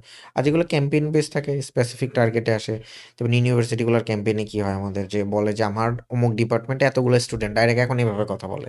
এই স্টুডেন্টই দিতে হবে। এরকম আমি বললাম আচ্ছা তাহলে আমরা কি করি? আমরা তখন মনে হয় যে অল্প কিছু এজেন্সির মধ্যে আমরাই এরকম এজেন্সি। কিছু ইউনিভার্সিটির খুব আরাম হয়ে গেছে আমাদের সাথে। হচ্ছে যে ভাই আমার এই ডিপার্টমেন্টে এরকম, এরকম গত বছর ভর্তি হইছে। আমরা প্রিভিয়াস ডেটা নেই। আমরাও কোনো রিস্ক নেই না। আচ্ছা, আমার কাউন্সিলর বা অ্যাডমিশনে যারা কাজ করে এরা আছে ১০ জন। আপনি কয়টা ভর্তি করেন? কয়টা কলে কয়টা? ৫ টা। এভাবে করে আমরা বাইনারিতেই ক্যালকুলেট করি। একটু এদিক ওদিক ধরি যে এত থেকে এতর মধ্যে হবে। সো ওইটার উপর বেস করে আমরা লিডের টার্গেট করি, ব্যাক ক্যালকুলেশন করে আসি। আচ্ছা এতগুলা কল, কতগুলা লিড থেকে এতগুলা কল করতে পারছেন? ভাই ১০০টা থেকে ১০টা পারছি। ১০টা থেকে কয়টা ভরতেছি? ১টা। আমার সিট কয়টা আছে? এইভাবে করে আসি। আমরা ওইভাবে দেয়াতে ওদের জন্য অনেক আরাম হয়ে গেছে। আমরা একটা প্রপার বাজেট দিতে পারি। আর এখন তো শুধুমাত্র আপনার লিড অ্যাড চালাইলেই হয় না। এখন ধরেন যে ক্রেডিবিলিটি জায়গা এস্টাবলিশ করা অনেক জরুরি। যে আপনি ধরেন এরকম হয় যে কস্ট অফ এডুকেশন অমুক ইউনিভার্সিটির ভর্তি হয় আরেক ইউনিভার্সিটিতে। তো এটাও হয়। তো আমরা তখন একটু পুশ করি। ওইখানে টিভিসিও, ভিসিও পুশ করি। বা একটা এভি লাগবে, একটু বাইটস লাগবে, একটা ইনফ্লুয়েন্সারের সাথে এভাবে কোলাব করা যেতে পারে। তো এগুলো তখন ক্রস সেল, আপ সেল এ যায়। বা প্রজেক্ট বেস বা ক্যাম্পেইন বেস জিনিসপত্র এভাবে যায় আরকি। আচ্ছা, আপনি আম যেই টাইপ অফ ক্লায়েন্টের সাথে কাজ করেন, মোস্টলি আপনি বললেন একটু মিড সেগমেন্ট অথবা একটু আপার মিড সেগমেন্ট। সো যেহেতু মিড সেগমেন্টের কথাই বলে ফেলছেন, তার মানে আমি বুঝতে পারতেছি ক্লায়েন্ট আছে মোটামুটি ৩ প্রকার। একটা ছোট, মাঝখানে আছে মিড, মিড যেহেতু বলছেন তার মানে উপর দিকে একটা বড় ক্লায়েন্টও আছে। সো ইনিশিয়ালি যারা শুরু করবে তারা তো মিড বা আপার সেগমেন্টে আসতে পারবে না। সো ইনিশিয়ালি যারা শুরু করবে তারা আসবে ওই ছোট ক্লায়েন্টগুলোকেই, মানে এফ কমার্স মেজরলি হয়তো এফ কমার্সকে ঘিরেই আসবে। সো এফ কমার্সকে ঘিরে যারা বিজনেস করতে আসবে, আপনার কি মনে হয় যে আমরা তো দেখি যে ফেসবুকে কিন্তু অনেক এফ কমার্স গ্রুপে গেলেই কিন্তু এফ কমার্স ক্লায়েন্টদের আনাচে মানে আনাগোনা দেখা যায়। সো স্টার্টিংয়ে তাহলে কি এটা ভালো অ্যাপ্রোচ হইতে পারে যে বিভিন্ন গ্রুপগুলোতেই আমি যদি নিজের কন্টেন্ট মার্কেটিং করি বা এই টাইপের কিছু? হ্যাঁ, আপনি হচ্ছে কি অনেক বেশি সেলসি হইলে মানুষজন এভয়েড করে। যে আমার কাছে ডলার রেট এত টাকা এসব গ্রুপ-ট্রুপ দেখি আরকি আমরা। যে আমাদের টিম দেখে যে ইভেন তো আমরাও ছোট, ছোট ক্লায়েন্ট আমাদের টিমে ডিস্ট্রিবিউট করে দিই। সো ওরা যেভাবে পিচ করে যে মান্থলি এরকম, এরকম প্যাকেজ আপনাকে এটা দিব, ওইটা দিব। সো অনেক বেশি নিডফুল অ্যাপ্রোচ এ যেটা হবে, সেটা হচ্ছে ওই ক্লায়েন্ট গুলা না অনেক টক্সিক হয়। Number 1 point. আপনাকে অনেক কথা শোনাবে, টাকা-পয়সা বা ভালো ক্লায়েন্ট হয় না আরকি, হ্যাঁ? বেটার হচ্ছে ওইসব গ্রুপে আপনি কনটেন্ট মার্কেটিং করতে পারেন। আ ভ্যালুয়েবল কনটেন্ট যদি আপনি দেন, তাদেরকে যদি এডুকেট করেন, এমনি আপনি ইনবক্সে অনেক রেসপন্স পাবেন, হ্যাঁ? YouTube আর TikTok can help a lot. Even আপনার হচ্ছে LinkedIn ও। LinkedIn তো অনেক বেশি ওভার ক্রাউডেড না। সো LinkedIn এ আপনি যদি এমনি জাস্ট সেলফি ক্যামেরা অন করে একটা ইনসাইট শেয়ার করেন, আমার এই যে এড অ্যাকাউন্টের স্ক্রিন শেয়ার করেন যে এরকম, এরকম আমার ইনসাইট। ওইখান থেকে আপনার ক্লায়েন্ট কনভার্ট হওয়ার চান্সেস অনেক হাই এবং ভালো হাই টিকেট ক্লায়েন্টও পাওয়া যায়। হুম? এইটা হচ্ছে মানে ইনবাউন্ড অ্যাপ্রোচটা অনেক ভালো যে আমি ভ্যালু এড করেছি। ক্লায়েন্ট আমাকে কোয়ালিফাইড মনে করেছে, আমাকে কাজ দিচ্ছে। আর আপনি যদি সবসময় নিডফুল অ্যাপ্রোচ করেন, কমেন্টের নিচে গিয়ে বলেন যে ডলার রেট হচ্ছে ৳১৩০ করে। হ্যাঁ? এই অরিজিনাল ডলার দিয়ে বুস্ট করে। এই টাইপের জিনিসপত্র দিলে আসলে মানে এইটারও একটা বড় মার্কেট আছে। ধরেন একদম প্রান্তিক অঞ্চলের একজন মানুষ যার হয়তো ৳৫০,০০০ ও এন্টার বিজনেসে ইনভেস্টমেন্ট না। তার জন্য সেই হয়তো ঠিকঠাক আছে। বাট আমি এটা সাজেস্ট করি না যে কমেন্ট-টমেন্ট করা। বেটার হচ্ছে এফ-কমার্স গ্রুপ বা বিভিন্ন গ্রুপে গিয়ে কনটেন্ট মার্কেটিং। Content marketing. এটা খুবই স্মার্ট অ্যাপ্রোচ। এতে আপনাকে কেউ আন্ডার এস্টিমেট করবে না এবং আপনার ডিনাই করে দেওয়ার মানে বলটা না আপনার কোর্টে থাকে তখন। কেউ যদি আপনাকে নক করে। আপনাকে অনেক বেশি অফার দিতে হয়। ওই নিডফুল অ্যাপ্রোচটা আসলে এজেন্সি গ্রোথ এর জন্য ভালো না। আপনি মার্কেটে এমনভাবে ইন্ট্রোডিউসড হবেন বা এমনভাবে বড় হবেন যে আপনাকে আছে না যে কখনোই আর দাম দিবে না। এটা একটা সমস্যা। এখন তো অনেক অপশন। এখন TikTok থেকেই প্রচুর ক্লায়েন্ট পাওয়া যায়। TikTok, YouTube শর্টস কিছু না পারলে শুধু এই ২ টাতে আপনি শর্টস দিতে থাকেন, ধুমায় ক্লায়েন্টের অনেক স্কোপ। এখন সবাই উদ্যোক্তা হতে চায়। কিছু সেভিংস হয়ে গেছে, পাশাপাশি একটা কিছু করি। বা আমার ওয়াইফ বাসায় বসে আছে, তোমাকে একটা কিছু করে দিয়ে আসো। এই গাড়ির ফিটনেস এর জন্য কিছু বিআরটিএর অফিসে কথায়, কি করেন আপনি? এই সেই। আচ্ছা, তারপর গল্প চেঞ্জ হয়ে যায়। এটা ট্রু। তবে এখানে আমাদের একটা হতাশাও আছে। সেটা হচ্ছে মানে আমার জন্য এই যে হতাশাটা, সেটা হচ্ছে আমি আমার রিলেটিভদের মধ্যে কাউকে এখনো বুঝাইতে পারিনি আমার ব্যবসাটা কি। এটা তো আমিও আমার ফ্যামিলি এখনো ভালোমতো বলতে পারে না। এটা ট্রু। আমার এলাকারও এরকম আছে। একটু মুরুব্বি যারা কেউই বোঝে না করিটা কি। তো পরে আমি এখন আমার কথার স্টাইল চেঞ্জ করছি। এটা আমি শিখছি আইটি ফার্ম আরকি। বলেন নাকি? আমি আইটি ফার্ম বলি। হ্যাঁ, আইটি ফার্ম বললে বোঝা যাচ্ছে ল্যাপটপ-ট্যাপটপ নিয়ে মনে হয় কিছু একটা করে। একটু সেন্স আছে যে ল্যাপটপ গুতাগুতি করে। বাট ওই ডিজিটাল মার্কেটিং এজেন্সি বললে বোঝে না যে তারা করিটা কি। একদমই কঠিন। তারপর তো আমার আব্বু কোভিডের মধ্যে থেকে ফেসবুক ইউজ করা শুরু করে তো। এখন আমার কনটেন্ট সামটাইমস দেখে এড-টেড সামনে আসে। সো নিজে বলতে না পারলে আরেকজনকে দেখায় আরকি। যে এই যে এইগুলাই মানে আমাদের এই যে একটু মানে একটা সেগমেন্টের অডিয়েন্সের কাছে আমাদের আইডেন্টিটি ক্রাইসিস আছে। হিউজ। আচ্ছা, ভাই আপনি ২-৩ টা ওয়ার্ড ইউজ করছেন। একটু আমার অডিয়েন্সের উদ্দেশ্যে ক্লিয়ার করে দিবেন। সেটা হইলো হাই টিকেট একটা কথা বলছেন, লো টিকেট, হাই টিকেট। মাঝখানে SQL বলছেন, কোয়ালিফাইড বলছেন। অনেকে আমার ধারণা একটু হয়তো বোঝে নাই। একটু ক্লিয়ার করেন। আচ্ছা। এসকিউএল মানে হচ্ছে সেলস কোয়ালিফাইড লিড যেটা, এটা সবাই চায় আরকি। যেমন ধরেন খুব সহজ আচ্ছা এগুলো আপনি একটু আমাকে কারেক্টও করে দিন। এরকম হয় যে আমি খুবই কম পডকাস্ট বা হচ্ছে ইন্টারভিউড মানুষ। সো অনেক সময় বলে ফেলি আরকি। যেসব জার্গন ওয়ার্ড কানেক্ট করতে পারবেন অডিয়েন্স আপনি বললে আমি ক্লিয়ার করে দিব। এসকিউএল, এমকিউএল যেটা হচ্ছে, এসকিউএল মানে হচ্ছে সেলস কোয়ালিফাইড লিড। আরেকটা হচ্ছে এমকিউএল মার্কেটিং কোয়ালিফাইড লিড যেগুলা। এগুলার রিকোয়ারমেন্ট থাকে ম্যাক্সিমাম যারা লিড নিয়ে কাজ করে। লাইক রিয়েল এস্টেট বা এই যে ইউনিভার্সিটিগুলোর কথা বললাম যে লিড মানে কি? আমরা হচ্ছে যে ফোন নাম্বার বা আমাদের ইমেইল অ্যাড্রেস ডাটাটা শেয়ার করতেছি ডাইরেক্ট লিডটা পাওয়া। তো এই লিডগুলাকে ফিল্টার করার একটা প্রসেস বা একটা আপনি বলতে পারেন যে আমরা যদি ১০০ টা লিড পাই এর মধ্যে আমি কতজনের কাছে সেলস করতে পারবো বা এরকম সেলস করতে পারার মতো কতগুলা লিড আছে। সাপোজ ১০০ টার মধ্যে ১০ টা আছে। আমি এদের সাথে কথা বলেছি। এরা বলেছে, "না, ঠিক আছে।" আমার ইন্টারেস্ট শো করেছে। সো এগুলো হচ্ছে এসকিউএল। একটু কম ইন্টারেস্টেড বাট হচ্ছে কিউরিয়াস এগুলাকে এমকিউএল বলা হয়। হুম? তো এই হচ্ছে মেক্সিমাম হচ্ছে যেটা আমরা গার্বেজ বা অ্যাক্সিডেন্টাল ক্লিক বলি। অনেক সময় আমাদের ক্লিক লেগে মেসেজ চলে যায় বা হচ্ছে ফোন নাম্বারটা শেয়ার হয়ে যায়। সো এগুলাকে আমরা অ্যাক্সিডেন্টাল ক্লিক বা গার্বেজ হিসেবে কনসিডার করি আরকি। অনেক সময় ভুলভাল অডিয়েন্সের ডাটা আসে। হুম? সো এইগুলা হচ্ছে গার্বেজ। তাছাড়া যেগুলো মোটামুটি দেখা যাচ্ছে যে আপনার বট না, সুস্থ মানুষ যারা কনসিয়াসলি ভলান্টিয়ারি ওয়েতে ডাটা দিয়েছে নিজের, আ সেগুলো এমকিউএল হিসেবে কনসিডারড হইতে পারে এবং তার থেকে আরেকটু ম্যাচিউর বা ভালো লিড যেগুলো আছে ওইগুলা এসকিউএল হিসেবে কনসিডারড হয় আরকি। এবং সবাই বড় কোম্পানিগুলা এসকিউএল-ই চায় আরকি যে আমার এতগুলা বা এত পার্সেন্ট এসকিউএল থাকতে হবে। আরেকটা কি বলছি ভাই? এসকিউএল, এমকিউএল আরেকটা জানি ও আচ্ছা হাই টিকেট, লো টিকেট এটা হচ্ছে আমরা মূলত প্রাইজিং রেঞ্জ বুঝি আরকি। মানে টিকেট বলতে বা হচ্ছে হাই টিকেট ক্লায়েন্ট মানে হচ্ছে যারা অনেক বেশি পে করে, যাদের এভারেজ টিকেট সাইজ মানে বা পেমেন্ট অনেক বড় হয়। লো টিকেট হচ্ছে যারা অনেক অল্প পেমেন্ট করে, হ্যাঁ? সো অল্প টাকার ক্লায়েন্ট আরকি সোজা বাংলায় বলতে গেলে। হ্যাঁ? এই হচ্ছে হাই টিকেট, লো টিকেটের আরকি যদি বলি মিনিং। ভাই আপনাকে আমি এখন নিশ নিয়ে কথা বলবো। তো আমি একটু বোঝাই দিই নিশ কি জিনিস। সো নিশ হচ্ছে বেসিক্যালি লাইক ধরেন ক্যাটেগরি যে আপনি আ ফর এক্সাম্পল মাছ কিনতে গেছেন, সামুদ্রিক মাছ একটা ক্যাটেগরি, নদীর মাছ একটা ক্যাটেগরি, এরকম একটা ক্যাটেগরি। সো ভাই ধরেন আমরা এজেন্সি শুরু করব। এখন একটা এজেন্সি শুরু করা এটা অবশ্য ডিপেন্ডস করে অনেক কিছুর উপরই। তারপর একটু জেনেরিক আনসার দিবেন আমাদেরকে। যে একটা এজেন্সি শুরু করার পর আমার কি উচিত সবাইকে নিয়ে কাজ করা? মানে যেকোনো নিশ আমি পাইলামই কাজ করলাম নাকি আমি স্পেসিফিক নিশে একটা নিশ স্পেশালিস্ট এজেন্সি কনভার্ট করে ফেললাম? মানে কোনটা ভালো অ্যাপ্রোচ?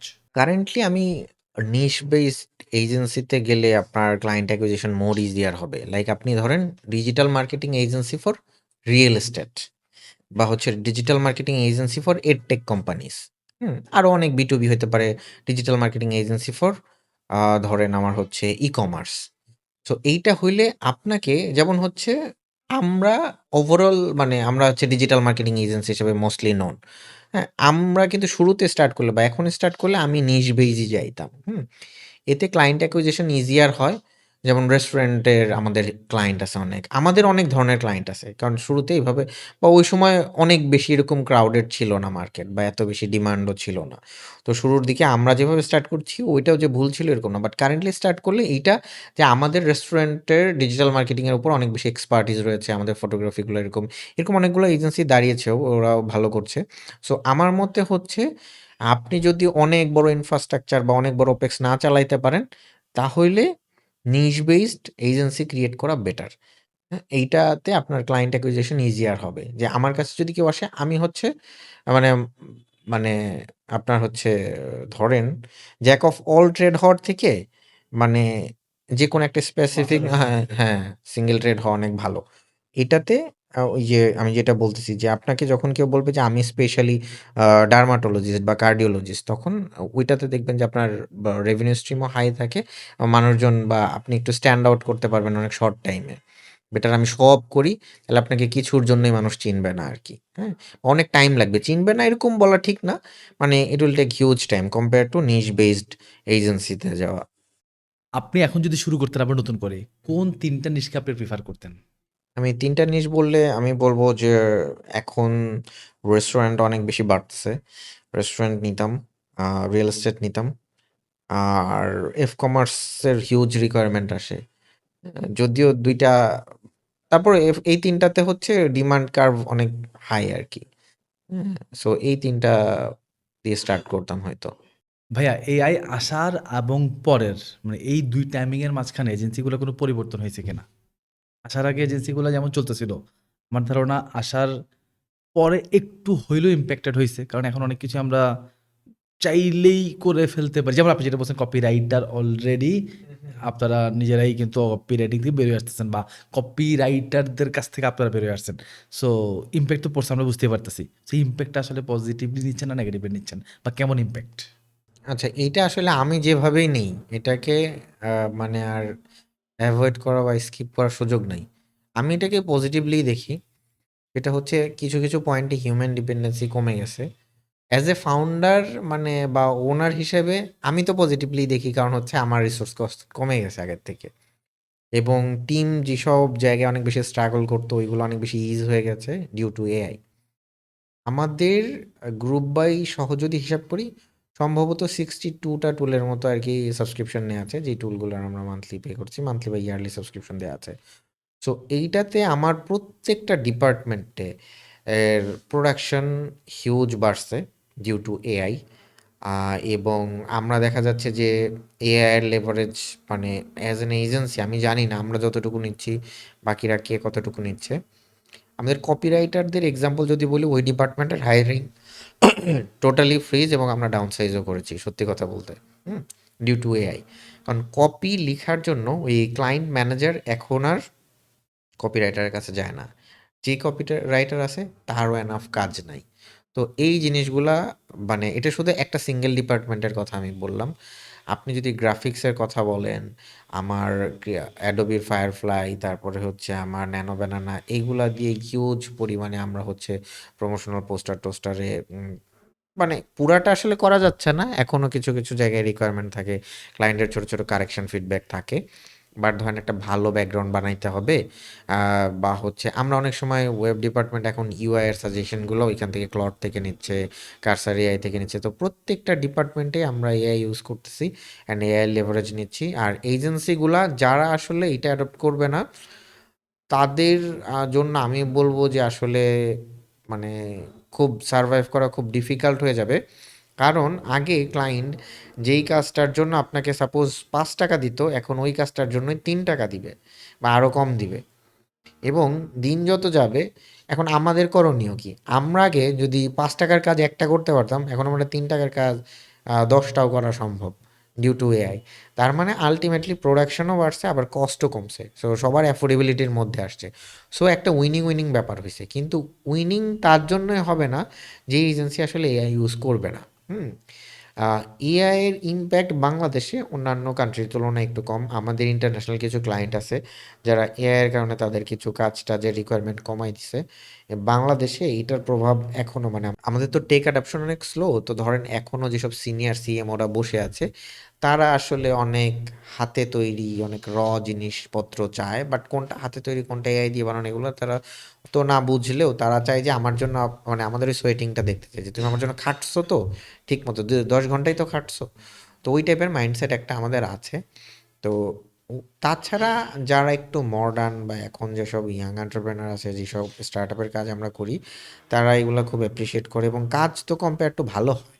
এআই এর কারণে আমাদের কাজ অনেক এনহ্যান্স হয়েছে। অনেক সুন্দর, সুন্দর আউটপুট আসছে, প্রোডাক্টিভিটি অনেক বাড়ছে। সো এআই আসার কারণে আমি মনে করি যে এজেন্সিগুলার আসলে এআই এর ইউজেস অনেক বেশি বাড়ানো উচিত, অ্যাডপ্ট করা উচিত এবং টিমে ডিপ্লয় করা উচিত। এবং টিমে একটা এআই লার্নিং কালচার ডেভেলপ করা উচিত। আমাদের টিমের প্রত্যেকটা রিসোর্সকে ইভেন দো আপনি আমাদের অফিসে গেলেও দেখতে পাবেন যে এআই লার্নিংটাকে আমরা কত বেশি ইন্সপায়ার করতেছি। আমরা মানে ক্যাশ রিওয়ার্ড দিচ্ছি যে যারা ভালো করছে। এআই এর বিভিন্ন কম্পিটিশন হচ্ছে আমাদের ইন হাউসে আরকি। হুম? এ ধরনের কম্পিটিশন হয়। আমরা সবার ডেস্কে, ডেস্কে মানে ধরেন ৳৫০০ ৳১০০ নোট লাগানো থাকে। তুমি এই স্কিলটা শিখবা এন্ড টাকাটা তুমি খুলে নিয়ে যাবা। আবার ও লজ্জায় নেয় না। কারণ সিসি ক্যামেরা থাকে। সো ওইটা শিখে তারপর নিতে হবে। টাকাটাও তো ইনস্ট্যান্ট মানে একটা হিসেবে কাজ করে, মোটিভেশন হিসেবে কাজ করে। তো দিস হাউ ও we are trying to adapt যে এআই যত দ্রুত শিখে ইমপ্লিমেন্ট করা যায়। আমরা এআই অ্যাডভান্টেজ নিচ্ছি হিউজ এবং এটা নেওয়া উচিত। এটাতে প্রোডাক্টিভিটি বাড়ছে, রেভিনিউ হয়তো বাড়ছে। ওইভাবে হিসাব করিনি। বাট আমার রিসোর্স কস্ট তো কমে গেছে। সো দ্যাটস ওয়াই আমি বলতে পারি যে প্রফিট এর হিসাবে যদি বলি তাহলে তো অবশ্যই এটা অনেক বেশি এজেন্সি ওনার হিসেবে আমি অনেক হ্যাপি। এটা বলতে পারেন। ভাই এজেন্সি ফিল্ডে পার্সোনাল ব্র্যান্ডিং কতটা কাজ করে? পার্সোনাল ব্র্যান্ডিং এখন অনেক বেশি ইম্পর্ট্যান্ট। মানে এটা আপনি একদম গ্যারি থেকে শুরু করে যার ভিডিও দেখবেন সবাই অনেক হাইলি রিকমেন্ড করে। হ্যাঁ, founder led marketing is the new term. এই যে আমি পডকাস্টে আসছি বিকজ অফ দিস। তো নাইলে আসতেন না? আসতাম, আপনি ডাকলে আসতাম। মানে আসলে আহ, মানে একটা তো আউটকাম একটা থেকে অবশ্যই আমার একটা ইন্টেন্ট আছে, বা আসলে হয়তো এই আমার বেনিফিটের জায়গাটা কি সেটা কম বেশি যাই হোক। সো ওই জায়গাটা মানে ওয়ান অফ দ্য রিজনস আর কি, ওয়ান অফ দ্য রিজনস। হ্যাঁ, অবশ্যই রিলেশনের কারণে তো অবশ্যই আসতাম সেটা, যে স্টেজেই থাক।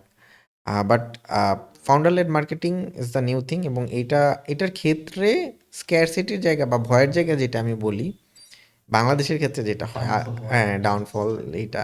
মানে ম্যাক্সিমাম ধরেন যে আমি অ্যাবনর্মাল গ্রোথ হলো, আমি প্রচুর মানুষের আয় বলে থাকলাম, হুট করে ভাইরাল হয়ে গেলাম, তারপর থেকেই মানুষ মানে ওয়েট করে কবে তোর খারাপ হবে এই টাইপের। হ্যাঁ, তো আমরা তো প্রচুর পরশিকাতরতায় ভুগি, এটা আমাদের কালচারের অংশ আর কি। তো সেই জায়গা থেকে আমি যদি বলি যে হ্যাঁ, founder led marketing is good, but আমি আইএমবি এজেন্সিতে এটা প্যারালাল রাখার চেষ্টা করেছি, যে মানে আমাকে চিনে আইএমবিডি এজেন্সিকে চিনে না এরকম আমি হইতে দেই নাই আর কি। যে শামীম ভাইয়ের কারণে আইএমবিডি এজেন্সিতে যাই, এরকম অনেক ক্লায়েন্ট আছে আমার সাথে দেখা হয় নাই, কথা হয় নাই, বাট আমাদের সার্ভিস নিচ্ছে। এখন ক্লায়েন্ট অনবোর্ডিং বা কোন কোন রিসেন্ট ক্লায়েন্টগুলোর নামও বলা আমার কঠিন। সো এটা আমি ট্রাই করছি, কারণ আপনি যতগুলা ব্র্যান্ড, আপনি যদি একদম টেসলার কথা দেখেন, যে কোনো ধরনের ব্যাকক্ল্যাশ যদি আসলে ইলন মাস্ক খায়, তার ওটার ইম্প্যাক্ট ধরেন আমার টেসলা শেয়ারে গিয়ে পড়ে। সো এইটা মানে আপনার পার্সোনাল ব্র্যান্ডিংয়ের কারণে যেটা হয় যে খুব শর্ট টাইমে ফ্লাই করা যায়। হুম, মানুষ আসলে পেছনের মানুষটার ফিলোসফিটা বুঝতে চায়, তার হোয়াইটা বুঝতে চায়, দেখতে চায় তাকে। লোগো তো আসলে কথা বলে না। হুম, সো লোগোকে আপনি যখন আবার ওই ক্রেডিবিলিটির জায়গায় নিয়ে যেতে পারবেন, এখন কোকের বিহাইন্ড দ্য সিনে কে আছে ওইগুলা তো আসলে আমরা কেউই জানি না, বাট কোকের তো হিউজ বড় এম্পায়ার। হ্যাঁ, তো আপনি যদি বিজনেসকে মানে বিজনেসের জায়গায় আসলে বিজনেসেরকেও আলাদাভাবে বড় করতে পারেন, ওইভাবে আইডেন্টিটি দিতে পারেন, তাইলে এটা আমি মনে করি প্যারালালি আগানো উচিত। মানে আমার জন্য এটা সেফ অপশন। কারণ আমার কারণে এজেন্সি ইম্প্যাক্টেড হবে বা এজেন্সির কারণে আমি ইম্প্যাক্টেড হয়ে যাব, এটা আসলে বোথ পার্টির জন্যই খারাপ আমার কাছে মনে হয়। ভাই ধরেন আমিও আমার এজেন্সি থেকে একটা অ্যাড রান করছি, আপনিও আপনার এজেন্সি থেকে একটা অ্যাড রান করছেন। তো আলটিমেটলি বাংলাদেশে ক্লায়েন্ট তো আর কোটি কোটি না, স্পেসিফিক ক্লায়েন্টের কাছে আপনার অ্যাডও যাবে, আমার অ্যাডও যাবে। সে হয়তো সার্ভিস নেওয়ার জন্য আপনাকেও লিড দিল, আমাকেও লিড দিল। তো আমার সেলস টিমও কল করলো, আপনার সেলস টিমও কল করলো। আলটিমেটলি এই ক্লায়েন্টটা হয় আপনার হবে না হয় আমার, দুজনের তো হইতে পারে না। তো কার হওয়ার চান্সেসটা বেশি? যার অফারটা বেটার, তারই হওয়ার চান্সেস বেশি। সো অফার ক্রিয়েশন ব্যাপারটা নিয়ে আপনারা কিভাবে কাজ করেন, বা বেটার অফার আপনারা কিভাবে জেনারেট করেন, বা ক্লায়েন্টকে বেটার অফার কিভাবে প্রোভাইড করেন? কি কি স্ট্র্যাটেজি ফলো করেন অ্যাকচুয়ালি? মানে এগুলো একটু যদিও সিক্রেট ব্যাপার-স্যাপার। ঠিক আছে, এটা বলতে অসুবিধা নেই। আমরা যেটা করি, ইনিশিয়ালি আমাদের সেলস টিমকে এনাফ ট্রেনিং করাই দেওয়া আছে। ওরা একটা ইনিশিয়াল স্টেজের অডিট দেওয়ার চেষ্টা করে। হুম, এতে ক্লায়েন্ট এঙ্গেজ হয় ভালো। হুম, ক্লায়েন্ট পরে অনেক সময় দিয়ে মিটিং করে কথা বলে। সো একটা অডিট আমরা দেওয়ার চেষ্টা করি, যে এটা হইতে পারে, এটা করা যেতে পারে। সো ইনিশিয়াল অডিটটার কারণেই দেখা যায় এই যে অনবোর্ডিংয়ের চান্সেস অনেক হাই হয়ে যায়। আর যার পোর্টফোলিও অনেক বেশি স্ট্রং, যার প্রাইজিংটা স্ট্রং, সে আসলে শুধুমাত্র কন্টেন্ট গুণে ক্লায়েন্ট অনবোর্ড হওয়া, যে আপনি 10টা ক্রিয়েটিভ দিবেন আমি 11টা দিব এই কারণে আমার কাছে অনবোর্ড হবে, এরকম না। আপনার রিলেভেন্ট মানে কাজের এক্সপিরিয়েন্স কীরকম কী আছে, পোর্টফোলিও মানে এটার উপরে ডিপেন্ড করে। প্রাইজিং একটা রিজন, বাট প্রাইজিং খুব বেশি একটা বড় ফ্যাক্টর হিসেবে কাজ করে না। আমাদের যেটা হয় যে সেলস টিমকে এনাফ ট্রেনিং করাই দেওয়া আছে। ওরা হচ্ছে ওই ইনস্ট্যান্ট একটা মিটিংয়ে আপনার স্ট্র্যাটেজি টুকটাক বলে দেয়, একটা অডিট দেয়। সো ওইটার ফিলটা অনেকে কম টম পায়, যে কারণে যদি একটা সিক্রেট বলে দিলাম তারপরেও এটা, হ্যাঁ, এটা আমরা করি আর কি। এটা আসলে আর সিক্রেট নাই, যে কোনো এখন অনেকেই আছে না যে আমাদের কাছ থেকে প্রপোজাল কালেক্ট করে পরবর্তীতে আবার এটা আর ইন্ডাস্ট্রিতে এভাবে সিক্রেট রাখা যায় না। যে আমার ওই যে ম্যাকডোনাল্ডসের রেসিপি কোনটা আমি জানি না, এরকম হবে না। ডিজিটাল স্পেসে কাজ করতে হলে এগুলো সিক্রেট রাখা যায় না। আপনার প্রপোজাল চাইলে আমি কালেক্ট করতে পারবো, আমারটা চাইলে আপনি পারবেন। হ্যাঁ, সেগুলোকে ওই কমপ্লায়েন্স দিয়ে আটকাতে পারবেন না আপনি। তো হয় আর কি ইন্ডাস্ট্রিতে। বাট আমাদের ক্ষেত্রে বা আপনার ক্ষেত্রেও এটা আমি সাজেস্ট করি ক্লায়েন্টকে প্রচুর শুনতে হবে। শুনে ওই ভেগ কথাবার্তা বলা যাবে না। হ্যাঁ? আমরা আপনাকে এভাবে বুস্ট করে দিব, ওইভাবে বুস্ট করে এগুলা না। মানে তার আসলে একদম রিয়ালিস্টিক কথা হবে। তার ইনসাইট নিয়ে কথা বলতে, তার পেইন পয়েন্ট নিয়ে কথা বলতে হবে, তার হয়ে কথা বলতে হবে। হ্যাঁ? আমরা অনেক সময় মানে অনেক কিছু হয় কি যে আমরা যা জানি তাই সবই বলতে চাই। এই বেশি বলাটাও একটা সমস্যা। হ্যাঁ? আর প্রপোজাল দেয় যেটা সেটা খুব জেনারেল প্রপোজাল দেয়। আমরা সবসময় কাস্টমাইজ করে তার জন্য আলাদাভাবে আসলে মানে যতটুকু কাস্টমাইজ করে দেয়া যায় সেটা দিই। এইটা এই কারণে আপনার প্রয়োজন। এই ক্রিয়েটিভসটা আপনার এই ধরনের এই কারণে প্রয়োজন। এবং প্রপোজাল পাঠায় যেই জিনিসটা ম্যাক্সিমাম সেলস টিম ভুল করে যে প্রপোজাল জাস্ট সেন্ড করে রাখে। ওই বোরিং ডকুমেন্টস কেউ পড়ে না। প্রপোজাল আসলে পাঠানোর জিনিস না। প্রপোজাল আসলে ডিসকাস করার জিনিস। সো ওইটা ডিসকাস করে না। যেটা হয় যে ভাইয়া হোয়াটসঅ্যাপ মেইল করে রাখছি, পরে ক্লায়েন্টকে একটা টাস্ক দেওয়া হয়। ক্লায়েন্ট আপনি দেখেন আপনি আমার কাছ থেকে সার্ভিস নিবেন, আপনাকে আমি একটা ডকুমেন্টস দিয়ে বললাম পড়ে নেন, বেছে নেন। হ্যাঁ? এই যে অপশন ১,০০০ টা জিনিস লেখা। হ্যাঁ? তো ওইটার ভিতর থেকে আপনি বেছে নেন। আমার এত সময় নাই তো। আমি বলব যে ভাই আমি আপনার যেই ধরনের রিকোয়ারমেন্ট এটার জন্য আমার মনে হয় মানে তাকে নেভিগেট করে নিয়ে যাইতে হবে ওই পয়েন্টে যে ভাই আপনার জন্য এটা দরকার। কেন দরকার? এটার হচ্ছে এই। কারণ হচ্ছে কি এটার রিটার্ন আসবে এইভাবে। কিভাবে আপনি বুঝলেন? এই যে আরো ৫ টা ক্লায়েন্ট দেখেন আমার। সো ওইটাই আরকি। এভাবে করে হলে সেলসের অনবোর্ডিং রিলেশনে মানে ভালো হয় আরকি। ইভেন দো আমি আরেকটা ইনসাইট শেয়ার করি, যদিও সেটা শেয়ার করা উচিত না। ধরেন আমাদের টিম যদি ১০০ টা প্রপোজাল পাঠায়, তাহলে আমাদের অলমোস্ট 70% অনবোর্ড হয়। এবং আমরা প্রপোজালই পাঠাই অনেক বেছে।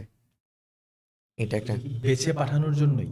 বেছে পাঠানোর জন্য না। আমরা ওই আমাদের এসকিউএল ফিল্টারিং প্রসেসটা আইএমবিডি এজেন্সিতে এই জিনিসটা অনেক মানে আমরা মেইনটেইন করার চেষ্টা করি।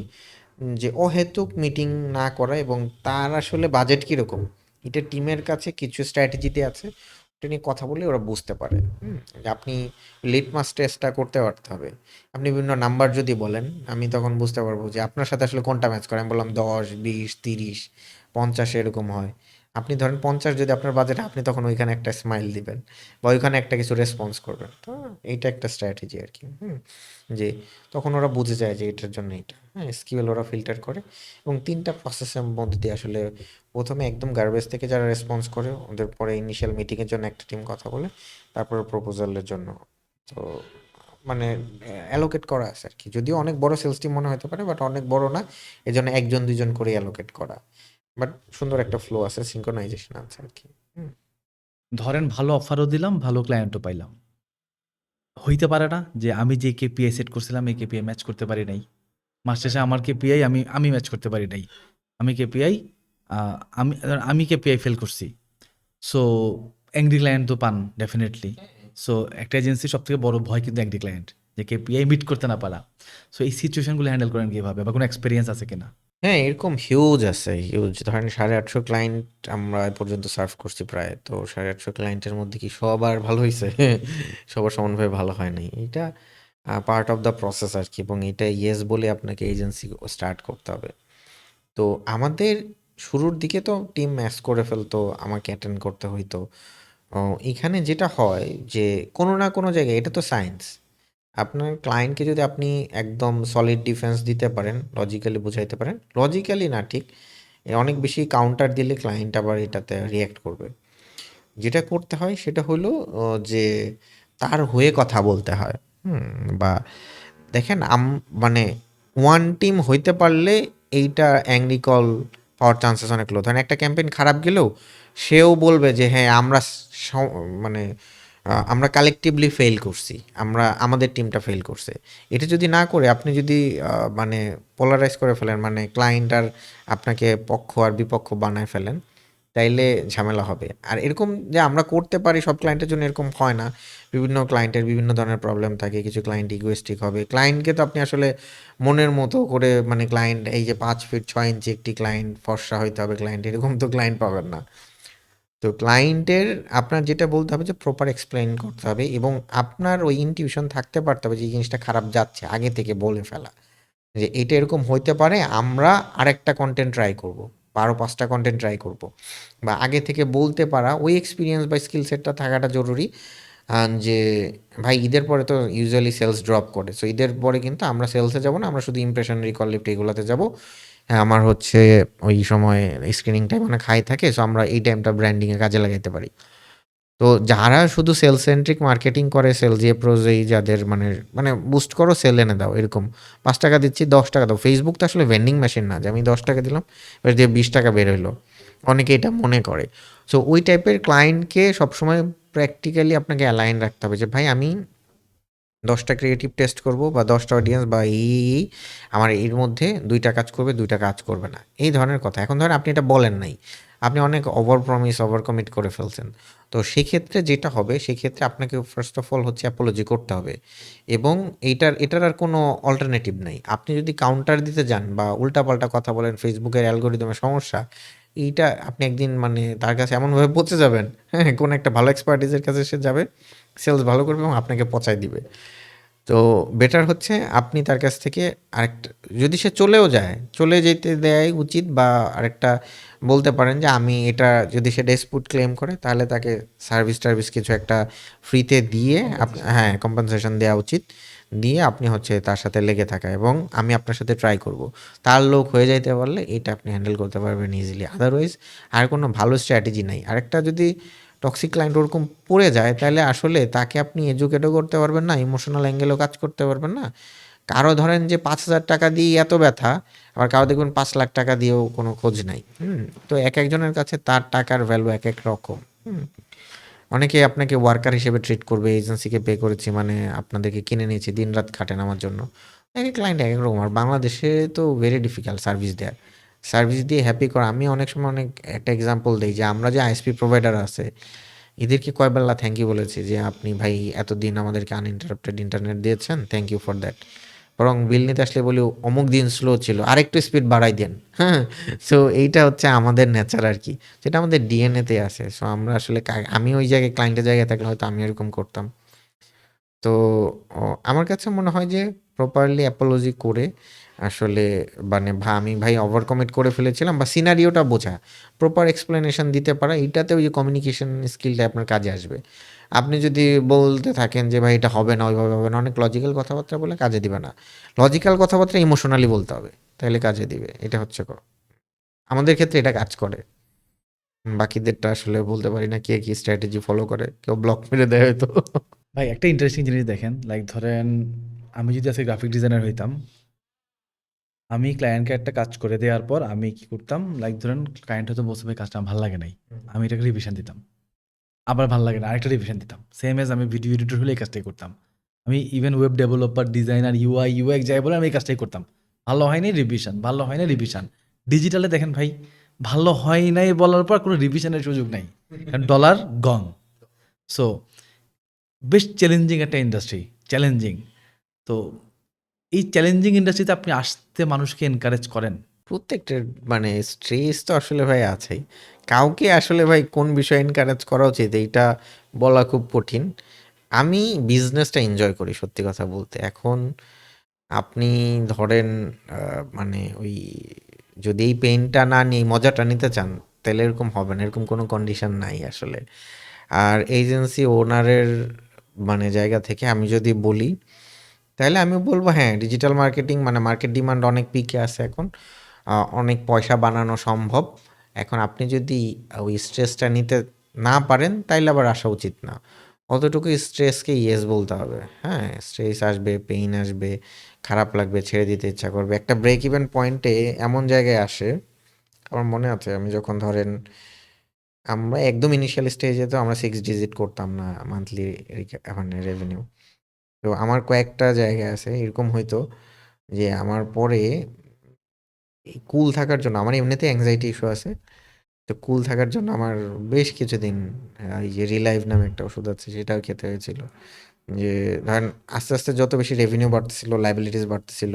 আমি কখনো এটা চিন্তাও করি নাই ১৬ তে যে একটা টিম হবে যেটা অলমোস্ট 100 পিপল ম্যানেজ করব।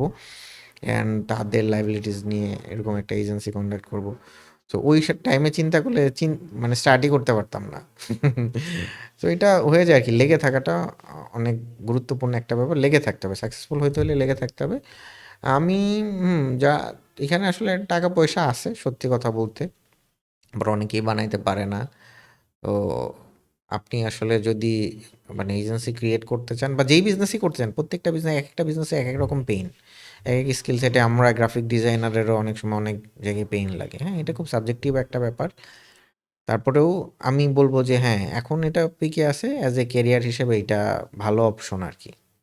That's why I can suggest. ভাই আমি এই প্রশ্নটা এই কারণেই করছি, কারণ আমরা কিন্তু দেখেন পুরা মানে পুরা পডকাস্টে কিন্তু এনকারেজই করতেছি যে এটা ভালো, আরে এত এই গেম আছে, এই গেম আছে, এই সেই হাবি যাবে অনেক কিছু বলতেছি। বাট নেগেটিভ জিনিসপত্র আছে। আমি আমরা অনেস্ট এটা অনেস্ট পডকাস্ট করতে চাই। তো এই কারণে বেসিক্যালি আমি নেগেটিভ জিনিসগুলো একটু তুলে ধরার চেষ্টা করতেছি। রাইট। সব ভালো হইলে তো সবাই করত। ডিজিটাল মার্কেটিং এজেন্সি মানে খুবই চ্যালেঞ্জিং একটা জিনিস। আপনি যদি আসেন এটা মাথায় রেখে আসবেন, অনেক স্ট্রেস। কারণ আপনি ডিজিটাল মার্কেটিং এজেন্সি করছেন মানে আপনি একটা মানুষের, একটা ক্লায়েন্টের সেলসের দায়িত্ব নিছেন। সহজ কথা। এবার আপনি যাই বলেন, আপনি আগডুম বাগডুম যাই বোঝান, ওই যে ভাই যেটা বলছিল, কিছু কিছু ইউনিভার্সিটি এখন আর লেট বলে না, বলে স্টুডেন্ট লাগবে আমার। সো কেউ আপনাকে লিডও দেখতে চাইবে না, কেউ সিপিএম সিপিআর কিচ্ছু বুঝবে না, বুঝবে ভাই আমার ক্যাশ কত আসছে। ক্যাশ কত আসে? এইটা ভালো বলছেন। আরো বলবে যে ভাই আমার ১০ কোটি টাকা লাগবে। এরকম বলতে পারে কিছুদিন পর। বানায় দাও। ভাই এজেন্সি ব্যবসা তো 100% রিকারিং করার ব্যবসা। রিকারিং করতে পারলে আসলে এজেন্সি। আদারওয়াইজ প্রত্যেকদিন ক্লায়েন্ট খুঁজে খুঁজে এজেন্সি বানানো টাফ। সো আপনারা ক্লায়েন্ট রিকার করার জন্য কি স্টেপ ফলো করেন বা কি স্ট্র্যাটেজি ফলো করেন? এটা কি পুরাটা কি সার্ভিসে ফোকাস করেন যে আমি বেটার সার্ভিস দিয়ে রিকারিং করব, না কোনো স্ট্র্যাটেজি আছে আরো যে? না, না, পুরাটাই সার্ভিস। সার্ভিস এবং হচ্ছে রিপোর্টিংটা অনেক ভালো হইতে হবে। রিপোর্টিং মানে আপনি যে কাজ করছেন সেই কাজের প্রপার মার্কেটিং থাকতে হবে। মানে এবং আপনার টিমকেও বিশ্বাস করতে পারতে হবে যে আমি যে কাজটা করছি এটা আসলেই তার বিজনেসের ভ্যালু এনশিওর করেছে। হুম? সো এইটা আসলে আপনি এক্সোজারেট করে বা ডাটা টেম্পারিং করেও তাকে কনভিন্স করে রাখতে পারবেন না। কারণ ইমপ্যাক্টটা সে ফিল করতে পারে। হুম? তবে সবসময় এরকম চিন্তা করা উচিত যে কোনো ক্লায়েন্ট যদি একদম বেশি ভোলাটাইল হয় এটা শুরুতে আইডেন্টিফাই করে ফেলতে পারা যে ও আসলে রিকারিং এর ক্লায়েন্ট নাকি ও আসলে মানে জাস্ট টেস্ট করতে আসছে। সো আপনি কন্ডিশন দিয়ে দিবেন আর কি যে ৩ মাস ৬ মাসের যে অ্যাটলিস্ট এই টাইম পর্যন্ত দেখতে হবে এবং সেকেন্ড মান্থে গিয়ে আমরা এরকম কেপিআই সেট করব। সো আদারওয়াইজ মানে ক্লায়েন্ট কিন্তু জাম্প করবে। ক্লায়েন্ট জাম্প তো করেই, এটা খুবই স্বাভাবিক। বাট রিটেনশন রেট বাড়াইতে চাইলে আপনার সার্ভিস, আপনার অপারেশন এইগুলা হচ্ছে এইগুলাতে মানে এজেন্সি আসলেই মানে নতুন, নতুন ক্লায়েন্ট অ্যাকুইজিশন করে কোনো এজেন্সি সাস্টেইন করতে পারে না। ইভেন দি স্কেল করাও ডিফিকাল্ট হয়ে যায়। সো আমার সাজেশন হচ্ছে আপনি সার্ভিস অনেক বেশি ফোকাসড হইতে হবে। সার্ভিস অনেক বেশি টপ নচ হইতে হবে। ভুলভাল হবেই, এটা খুব স্বাভাবিক। কিন্তু এখান থেকে লেসন নিয়ে নেক্সটে যেন এটা রিপিট না হয় এটা মাথায় রাখতে হবে। প্রপারলি রিপোর্ট করতে হবে। ক্লায়েন্ট কমিউনিকেশন অনেক ভালো করতে হবে। তাইলে মানে ক্লায়েন্ট হুট করে সুইচ করে না। আমি একটা স্টোরি আপনাকে শেয়ার করতে পারি। সেটা হচ্ছে যে আমাদের কিন্তু এখনো ২০১৬ সালের ক্লায়েন্ট একটা আছে। মানে একটা না কয়েকটা আছে ১৭, ১৮ এরকম আছে। হ্যাঁ? মানে ৮, ৯, ১০ বছর ধরে আছে। তো ১০ বছরের ১ টা বা ২ টা ক্লায়েন্ট এখনো আছে। তো তার বিজনেস এখন মানে ২ টা ব্রাঞ্চ হয়েছে রেস্টুরেন্টের বাইরের। তো এই ক্লায়েন্ট আমাদেরকে যখন রেফার করে সে মানে ইমোশনাল হয়ে যায়। অ্যান্ড সে আমাদের মানে টিমের জন্য আমাদের সিটিওর জন্য ফোন নিয়ে আসছে গিফট করার জন্য। তো এই একটা ক্লায়েন্ট আছে সম্ভবত ১৭ বা ১৮ তে অনবোর্ড হয়েছিল। তো কোভিডের মধ্যে তার নিজের ভুলের কারণে একটা কনটেন্টে কপিরাইট ইস্যুতে ম্যানুয়ালি ক্লেম করে ওই পেজটা। তখন তার পেজটা পার্মানেন্টলি ডিলিট হয়ে যায়। তো আমাদেরকে অ্যাকিউজ করে বাট তার নিজের কারণেই হয় সম্ভবত। তো তারপরেও সে অনেক ঘোরাঘুরি করে পরবর্তীতে আবার প্রায় ১ বছর পর ফিরে আসে। কোথাও শান্তি নেই। তো আমাদের যেটা হইছে যে আমরা যেটা করি যে ডেডলাইনটা মানে আমাদের ডেডলাইন কখনো ডেড হয়ে যায় না। হয়তো ৫ তারিখের কাজ সর্বোচ্চ ৬-৭ তারিখ হইতে পারে কিন্তু এটা ১০ তারিখ হয় না। কারণ হচ্ছে এটার সাথে প্রত্যেকটা টিমের ইন্ডিভিজুয়াল ডিপার্টমেন্টের জন্য কেপিআই আলাদা, আলাদা ওইভাবে সেট করা আছে এবং ডেডলাইন মিস করলে তার এইটা হচ্ছে তার কেপিআইতে হিট করে নেগেটিভ হিসাবে এবং এইটা ডাইরেক্ট গিয়ে স্যালারির সাথেও in some point connected. So আপনি যদি আইএমবিডি এজেন্সির আমাদের অপারেশন যেটা যে সফটওয়্যার দিয়ে আমরা ম্যানেজ করি এটা একদিন দেখাইলে অবশ্যই বুঝতে পারবেন। সো আমরা হয় কি মানে ডিউ টাইমে স্ট্র্যাটেজি ক্যালেন্ডার, এক্সিকিউশন রিপোর্ট এগুলা মোটামুটি প্র্যাকটিক্যাল অ্যান্ড হচ্ছে এই আরামটা অনেক এজেন্সি দিতে পারে না দেখে আমাদের ক্লায়েন্ট থাকে বেশি আরকি। আমাদের রিটেনশন রেট মোটামুটি কম্পেয়ার টু অনেক এজেন্সি থেকে অনেক ভালো। বাট আরো অনেক বেশি ভালো করা সম্ভব। যদিও Bangladesh market it's very difficult. Service ইন্ডাস্ট্রিতে আপনি কাউকে হ্যাপি করতে পারবেন না। অনেক যদি হ্যাপি হয় তাহলে বলবে ওকে ঠিক আছে। আর একটু খারাপ হলে ভয়ঙ্কর বিচ্ছিরি খারাপ এরকম বলে দিবে আরকি। হ্যাঁ? তো আমরা খারাপ বলতে এত বেশি এক্সাইটেড হয়ে যাই। যে পারলে মনে আছে না একদম সর্বোচ্চ লেভেলের ইমোশন দিয়ে একটা হেড স্পিচ দিতে পারি আমরা আরকি। যাই হোক এইগুলা অনেক কিছু এক্সপেরিয়েন্স করেছি আমরা। আবার অনেকে অনেক বেশি অ্যাপ্রিশিয়েট করে। আমাদের রেফারেন্সেও হিউজ একটা ক্লায়েন্ট আসে আরকি। এটাও ট্রু। এবং আমরা সব ক্লায়েন্ট খারাপ না। অনেক ভালো ক্লায়েন্ট আছে আমি এবং তাদের প্রতি অনেক বেশি গ্রেটফুল। এরকম অনেক ক্লায়েন্ট আছে যারা প্রচুর রেফার করে, প্রচুর। এরকম কিছু আমি এদেরকে বলি আনপেইড মার্কেটার। এটা যদি আপনি বানাইতে পারেন তাহলে আপনার গ্রোথ আসলে ঠেকানো কঠিন। এটা ট্রু।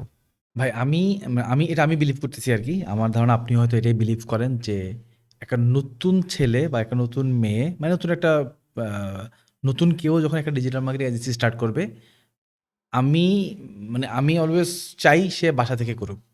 শুরুতে তার দরকার নাই অফিস সেটআপ এই সেই হাবিজাবি। সে শুরু করুক, নিজে ট্রাই দেখ, আগে বুঝুক এটা তার জন্য কিনা ইন্ডাস্ট্রিটা। সে যখন বুঝবে ইন্ডাস্ট্রি আমার জন্য তখন ছোট একটা টিম হায়ার করুক। তো যখনই টিম হায়ার করার প্রশ্নটা আসে, আমরা টিম কিন্তু রিমোটলিও হায়ার করতে পারি, একটা অফিস স্পেস নিয়েও কিন্তু হায়ার করতে পারি। সো আপনি কোনটা প্রিফার করেন যে রিমোটলি হায়ার করে রিমোটলি কাজ করো? নাকি অফিসে স্পেস নিয়ে অফিসে এসে কাজ করাও? সো আমি ইনিশিয়াল স্টেজে আমার যদি বলেন এনাফ বাজেট থাকে তাহলে বাসাতেই মানে একটা নির্দিষ্ট টাইমে টিমের এক হওয়া উচিত। একটা জায়গায় বসা উচিত। হ্যাঁ? এবং এটা না হলে সিনক্রোনাইজেশনটা ঠিকঠাক হয় মানে মিনিমাম হাইব্রিড মডেল। হ্যাঁ, মিনিমাম হাইব্রিড মডেল। এটা আমার রিকমেন্ডেশন। আদারওয়াইজ মানে অনেকগুলা পয়েন্টে টিম কোলাবোরেশন রিকোয়ার্ড এজেন্সিতে, হ্যাঁ? ইন্টারডিপেন্ডেন্সি থাকে অনেক বেশি। ওয়ার্ক ফ্রম হোমে যেটা হবে আপনি অ্যাকাউন্টেবল রেসপন্সিবল ওই স্ট্যান্ডার্ডে করতে পারবেন। ছোটোখাটো ক্লায়েন্ট সার্ভ করা যায়। ইনিশিয়াল স্টেজে বাজেট না থাকলে work from home okay. But frequently আপনাকে মিটিং করতে হবে এবং দায়িত্বশীল লোকজন নিতে হবে, হ্যাঁ? সেটা হইতে পারে পার্টনার, কো-ফাউন্ডার যাই হোক না কেন, ওই টাইপের পার্টনার না খুঁজে পেলে কিন্তু অনেক ঝামেলা আছে। হ্যাঁ? আর যদি টিম হায়ার করেন রিমোটলি বা প্রজেক্ট বেস হায়ার করার ক্ষেত্রেও কমিটমেন্ট বা প্রফেশনালিজমের জায়গা শুরু থেকেই একটু ওই ব্যাপারে অনেক বেশি অ্যাওয়ার থাকা বা কনসার্ন থাকা অনেক ভালো। তাহলে গ্রোথটা ভালো হয়। আর যদি সম্ভব হয় মানে হাইব্রিড অনেক কোয়ার্কিং স্পেস আছে সেখানে অন্তত সপ্তাহে ২ দিন বসা বা একটা টাইমে বসা, বিকালে বসা, হ্যাঁ? কাছাকাছি মানে একই এলাকার মধ্যে রিসোর্স যদি হায়ার করা যায় তাহলেও একটা বিকেলের টাইমে বসা। এগুলো হইলে ভালো হয় আরকি। তখন অনেকগুলা বিষয় নিজেদের মধ্যে নলেজ শেয়ারিং হয়, অনেকগুলো পেইন পয়েন্ট নিয়ে ডিসকাস হয়, অনেকগুলা ডিসিশনে পৌঁছানো যায় আরকি। আর আমি আমারও শুরুতে ওরকম ছিল বাট মেসের মধ্যেও আমি দেখা যাইত একটা স্পেস আলাদাভাবে অ্যালোকেট করা ছিল। ওইটার জন্য ওয়ার্ক স্টেশন সেটআপও ছিল শুরুর দিকে আরকি। তো আমি রিকমেন্ড করি এট লিস্ট হাইব্রিড আরকি। হুম, এটা হচ্ছে বিষয়। এই বাংলাদেশি ক্লায়েন্টের ক্ষেত্রে একটা আমরা সবসময় শুনি এটা সবসময় পেমেন্ট। পেমেন্টের একটা হেরফের থাকেই থাকে। মানে যখনই কোনো আমি যখন ফ্রিল্যান্সারদের সাথে কথা বলি যে, "ভাই আমি তো বাংলাদেশি ক্লায়েন্ট ডিল করি।" ওদের ১ম হাসিটাই হচ্ছে পেমেন্ট নিয়ে। ১ম যে মজাটা নেয় পেমেন্ট নিয়ে। "ভাই পেমেন্ট পাও তো ঠিকঠাক মতো?" সো এই জিনিসটা কেন? বা এটা কি আপনাদের সাথে হয়? যেমন আমি একটু বলি, লাইক ধরুন আপনি একটা বড় এজেন্সি বিল্ড করে ফেলছেন, আপনার একটা ব্র্যান্ড ভ্যালু আছে। হয়তো আপনার ক্লায়েন্ট গুলো একটু মিড রেঞ্জের বা আপার মিড রেঞ্জের বড় ক্লায়েন্ট, যারা হয়তো এটা করে না, আমি জানি না। বাট আমার ব্যাড এক্সপেরিয়েন্স আছে, বড় ক্লায়েন্টও আমার সাথে কাজ করছে। সো এজন্য বলতেছি হয়তো করে না। বাট ছোটদের ক্ষেত্রে আমরা সবসময় দেখি যে এই প্রবলেমটা তারা ফেস করেই করে। সো এই প্রবলেম থেকে বের হওয়ার অপশন কি? না আমি এইটাতে এটা সারা জীবন আমার প্রবলেম উম থেকেই এই যাবে। প্রবলেম থেকেই যাবে সারা জীবন। আপনি শুরুতে অনেক বেশি চুজি হইতে পারবেন না। ক্লায়েন্ট পে করবে নাকি করবে না এটা আমরা এখন ক্লায়েন্টের সাথে ৫ মিনিট কথা বললেই বুঝে যাই। হুম? ক্লায়েন্টের আপনি ধরেন ক্লায়েন্ট সবগুলা বিষয়ে বিভিন্ন ধরনের ক্লায়েন্ট আছে। আসলে ক্লায়েন্টের উপরে একটা ইতিহাস লেখা যাবে। হ্যাঁ, ভালো ক্লায়েন্টও আছে তাদেরকে থ্যাংকস। আর ধরেন পেমেন্ট বিহেভিয়ার তো আমাদের নিজেদেরও তো পেমেন্ট বিহেভিয়ার আসলে কেমন এটা আরেকজন বলতে পারবে। তো বাংলাদেশের মার্কেটে ক্লায়েন্টের পেমেন্ট বিহেভিয়ার ভালো না। এটা মোটা দাগে বলে দেয়া যায়। আ আপনি যদি একদম বড় কোম্পানি, এমএনসি ক্যাটেগরির কোম্পানি ওদের ক্রেডিট সাইকেল থাকে বাট ওদের ওয়ার্ক অর্ডার ইজ মানে মোর দ্যান এনাফ যে আপনি এট লিস্ট একটা টাইমে গিয়ে পেমেন্টটা সিকিউর করতে পারবেন। তো আর যেগুলো আছে ধরেন আপার মিড রেঞ্জের যেসব ক্লায়েন্ট আছে যাদের ক্রেডিট সাইকেল বা যারা হচ্ছে পেমেন্ট বিহেভিয়ার ভালো না, এইটা ১ম কথা হচ্ছে বুঝবেন কিভাবে এটা বলি। বোঝার ক্ষেত্রে আমাদের টিম সেলস টিম এখন ওই টাইপের ক্লায়েন্ট কম অনবোর্ড করে। ধরেন ঠিক আছে আপনার কাজ শুরু করে দেন, কালকে পেমেন্ট করে দিব। এটা হচ্ছে ডিএনএতে আছে, কালকে পেমেন্ট করে দিব বা 2 দিন ডিলে করা। এটা এরকম না যে ওর কাছে টাকা নাই বিধায় দিবে না। এটাকে অনেক লিস্ট প্রায়োরিটি জিনিসপত্র মনে করে যে আপনি আগে শুরু করেন দেখি তারপরে পেমেন্ট করব। এই টাইপের ক্লায়েন্ট আমরা কম নেওয়ার চেষ্টা করি। এখন শুরুতেই তো একটা ছোট এজেন্সির এই লাক্সারি আসবে না। আমি বেছে, বেছে ক্লায়েন্ট নিবো যার আসলে পেমেন্ট বিহেভিয়ার ভালো। বা অ্যাডভান্স আমরা যেমন অ্যাডভান্স পেমেন্ট নিয়ে কাজ করি। এখন এইটা তো খুবই কঠিন। এই স্টেজে আসতে পারা এইটা অনেক মানে না এই পাওয়ার নাই যে আমার সার্ভিসে ওরকম মানে ওই গার্ডসটা থাকাটা অনেক জরুরি। তো ওইটা তো শুরুতেই মানে তৈরি হবে না। তো যেটা হবে সেটা হচ্ছে যে কিছু ডেলিভারেবলস আটকায় দিতে হবে। পেমেন্ট যদি আপনি সিকিউর করতে চান, যেটা তার আসলেই দরকার, যে জিনিসটা না হইলেই না। এবং কিছু এসওপি বা পলিসি এভাবে বানাইতে হবে। কিছু এক্সাম্পল এটা কমিউনিকেশন হ্যাকস, যা আমাদের ম্যাক্সিমাম ক্লায়েন্টই আসলে যারা ভালো ক্লায়েন্ট তারা তো ভাইয়া আপনার হয়তো মনে নেই, বিভিন্ন ধরনের কমিউনিকেশন হ্যাকস ইউজ করে আর কি আমাদের অ্যাকাউন্টস ডিপার্টমেন্ট। ভাইয়া আপনার হয়তো খেয়াল নাই, আপনি ভুলে গিয়েছেন, ব্যস্ত থাকেন, হ্যাঁ? তো গতকালকে পেমেন্টটা করতে চেয়েছিলেন, আজকে কখন পাচ্ছি? মানে ও যাতে বলে না দিব, মানে ভেগ কথাবার্তা যাতে না বলে, অ্যাজ সুন অ্যাজ পসিবল। এগুলোর তো কোনো স্পেসিফিক মানে আমি কিছুই বলতে পারবেন না যে 5 তারিখ না 10 তারিখ এটা, হ্যাঁ? সো দিয়ে দিবে তাড়াতাড়ি, হ্যাঁ? আবার দেখবেন যে চেক দিলে ওইটা বৃহস্পতিবার দিন দিচ্ছে, ডিসবার্স করতে, করতে সানডে, আবার সানডেতে গিয়ে দেখবেন যে ব্যালেন্স নাই। তো নানা রকম মানে নকশা আরকি। তো এগুলা থাকবেই। এই পেমেন্ট সিকিউর করার ক্ষেত্রে যেটা হচ্ছে যে আপনার সার্ভিস এতই ভালো দিতে হবে যে তার যেন লস ফিলিংটা অনেক বেশি ট্রিগার করে, যে আমি যদি এ যদি আমার সাথে ডিসকন্টিনিউ করে তাহলে আমার লস হবে। সো এত বেশি ভালো হইতে হবে যে কারণে আপনাকে সে হারাইতে ভয় পাবে। সো আপনাকে তখন আপনি এটা বলতে পারবেন যে ভাই আমার ডিউ টাইমে পেমেন্টটা লাগবে। আমি আপনাকে সার্ভিস বা আমি আপনাকে ওই রাতের বেলায়ও সাপোর্টটা দিব। বা তখন একটু মনে করায় দিতে হয় যে আমি তোমার জন্য এই করেছিলাম। তুমি আমাকে জাস্ট পেমেন্টের জন্য ঝুলাচ্ছ। এবং এখানে অলওয়েজ ইমোশনালি প্লে করতে হবে। আপনি যদি বলেন লজিক্যালি আমি তোমার কাছে সংবিধানের অত ধারা অনুযায়ী তোমার কাছে আমি পেমেন্ট পাই তাহলে দিবে না। এটা আপনাকে বোঝাইতে হবে যে আমার এই জিনিস আটকে গেছে, মরে গেছে। যাই হোক ক্লায়েন্ট এটা দেখলে আসলে I don't know ক্লায়েন্ট কি রিঅ্যাক্ট করবে। সব ক্লায়েন্ট আমাদের এরকম না। এখন মোস্ট অফ দ্য ক্লায়েন্ট হ্যাঁ, এই লাক্সারি এখন আসছে, বেশি দিন হয় নাই এটা। হ্যাঁ, না ক্লায়েন্ট পে করে না, সার্ভিস ডিঅ্যাক্টিভ করে দিয়েছি আমরা। এটা আমাদের ওই যে প্রপোজালে লেখা থাকে এবং এইটা টিম ভালো করে আলাপ করে, আলোচনা করে। আমাদের কমিউনিকেশন নিয়ে কথা হয়। যে মানে টিমকে আসলে টিমের আমাদের প্রফেশনাল ফিডব্যাক, কারেকশন কতবার দিবে না দিবে এই জিনিসগুলো আলাপ এখন আমরা করতে পারি। এটা ২-৩ বছর আগে করতে পারতাম না। সো এইটা ওই আরকি একসময় গিয়ে সবারই হয়ে যাবে। বাট এটা মাথায় রাখতে হবে যে কিছু জিনিস ব্যাড ডেপ দিয়ে দিতে হবে। এটা ছেড়ে দিতে হবে। আমরা অনেক আপনার কি মিরপুর অফিস যখন ছেড়ে আসছি, নাম্বারটা বলা ঠিক হবে কিনা তারপরেও বলি যে আমরা ওইখানেই শুধুমাত্র ২১ লাখ টাকা হচ্ছে ব্যাড ডেপ্টে দিয়ে আসছি। ওটা বলছি যে আর পাবো না। কোম্পানি বন্ধ হয়ে গেছে। ফাউন্ডারের এ মরে যায়, ও মরে যায়। এরকম আরকি। যাই হোক এভাবে বলা ঠিক হচ্ছে না হয়তো। বাট আমাদের তো অনেক টাকা এটা হিসাবে। তো তারপরে এখন আমাদের ব্যাড ডেপ্টে আমরা মানে ওই টাইপের ক্লায়েন্টই নেই না। যদি দেখি যে বেশি ক্রেডিট সাইকেল লং বা হচ্ছে পেমেন্ট বিহেভিয়ার খারাপ, কালকে দিয়ে দেবো ভাই আজকে সার নাই, চেক সাইন হয় নাই। এই টাইপের ক্লায়েন্টের এটা হচ্ছে তাদের ডিএনএতে আছে, তাদের কালচারের অংশ। এটা বুঝলে আপনি তখন অনেক স্ট্রং কমপ্লায়েন্স এখানে দাঁড় করায় দিবেন। কারণ সে যদি বুঝতে পারে যে আপনাকে ছাড়া চলবে না, আপনাকে সে পেমেন্ট করবে। আমরা কি মোবাইলের ডাটা কিনতে ভুলে যাই? ভুলি না তো। এটা তো সাথে, সাথে কিনি। ফুরায় যাওয়ার সাথে, সাথে মোবাইলে রিচার্জ করি। ওটা আমার প্রয়োজন, এটা ছাড়া আমার চলবে না। ইলেকট্রিসিটি না থাকলে আমি সাথে, সাথে ভরতেছি। নেটের বিল অন টাইমে দিয়ে দিচ্ছি, নেট অফ করে দিলে। তাহলে আপনাকে ওরকম হইতে পারতে হবে। তাহলেই আপনাকে ডিউ টাইমে পে করবে। ভাই 1 বিগ ক্লায়েন্ট প্রিফার করেন না 10 টা স্মল ক্লায়েন্ট প্রিফার করেন? ইনিশিয়াল স্টেজে অলওয়েজ ১০ টা স্মল ক্লায়েন্ট। হ্যাঁ? আপনি এখনকার ছেলেপেলের এটা একটা কেন জানি সমস্যা হয়ে গেছে আমি বুঝি না। যে এরা ব্র্যান্ড বিল্ড করতে চায় শুরুতে। হ্যাঁ? সেলস সেন্ট্রিক কথাবার্তা বা স্ট্রেস নিতে চায় না। এরা দেখা যাচ্ছে ছোট, ছোট ক্লায়েন্ট যদি আপনার ১০ টা ক্লায়েন্ট ৳১,০০,০০০ দেয়, আরেকটা বিগ ক্লায়েন্ট ৳৮০,০০০ দেয়। ও ৳৮০,০০০ টা প্রেফার করে। ওইখানে যদি ওর প্রফিট ৫,০০০ নাও থাকে, তারপর ওটা প্রেফার করে। কারণ এই শো অফ করতে চায় আমার হাউসে এরকম, এরকম ক্লায়েন্ট আছে। পোর্টফোলিওর জন্য এটা ভালো হইতে পারে। বাট রিস্কও তো অনেক হাই। ওই ক্লায়েন্ট যদি চলে যায় তাহলে তো আমার শেষ। ৮০,০০০ একবারে গেছে। বাট ১০ টা ক্লায়েন্ট হইলে আমার ধরেন যে একটা ক্লায়েন্ট গেলেও ১০,০০০ গেছে। সো আমি এটা রিকভার করার জন্য আমার কাছে ব্যাকআপ আছে। বাট আপনার বাফারিং পিরিয়ডই পাবেন না যদি অনেক সবগুলাই বড় ক্লায়েন্ট হয়। তো এইজন্য আমাদের এজেন্সিতে আমরা ছোট ক্লায়েন্টগুলাকেও মানে প্রায়োরিটি নিয়ে কোনো ইস্যু নাই। তারপরেও এইগুলা অলওয়েজ এনকারেজ করি যে প্রপার মিক্সটা করে দেওয়ার চেষ্টা করি। যে তোমার ২ টা বড় ক্লায়েন্ট, এই ৫ টা ছোট ক্লায়েন্ট। এরকম থাকলে মোর সাস্টেইনেবল হয় আরকি। এবং sustainability is very crucial. Otherwise ধরেন আমাদের ১০ বছর তো অনেক দিন আমার হিসাবে আরকি। সো এইখানে সারভাইভ করা, টিকে থাকা, এতগুলো নাম্বার হিট করা। সো এটার মধ্যে ছোট ক্লায়েন্টদের কন্ট্রিবিউশনই বেশি। একটা এজেন্সি শুরু করার জন্য ভাই কি ধরনের ডকুমেন্টেশন লাগতে পারে? বা কি ডকুমেন্টেশন নিয়ে আমার এজেন্সিতে মুভ করা উচিত? বা শুরুতে আদৌ দরকার আছে কিনা ডকুমেন্টেশনের? না, আপনি একা ফ্রিল্যান্সিং মোডে আসলে ডকুমেন্টেশন দরকার নেই এভাবে। তবে একটা ট্রেড লাইসেন্স আর একটা ব্যাংক অ্যাকাউন্ট না থাকলে এখন অনেকেই আছে পার্সোনাল অ্যাকাউন্টে পেমেন্ট করতে চায় না। এটা দরকার পড়ে। মানে করে ফেলা ভালো। তখন আপনার নিজের একটা ফিলিংস কাজ করে যে আই এম এ বিজনেস বা অন্তত ট্রেডিং এর অ্যাপ্রুভাল আমার আছে। একটা ব্যাংক অ্যাকাউন্ট দেখলেও কোম্পানির নামে তখন ওইটার ক্রেডিবিলিটিটা বাড়ে।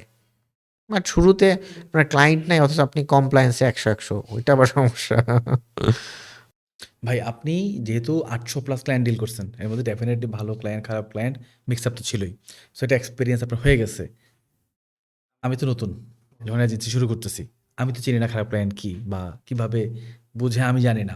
সো খারাপ ক্লায়েন্ট চিনার ২-১ টা সাইন বলেন।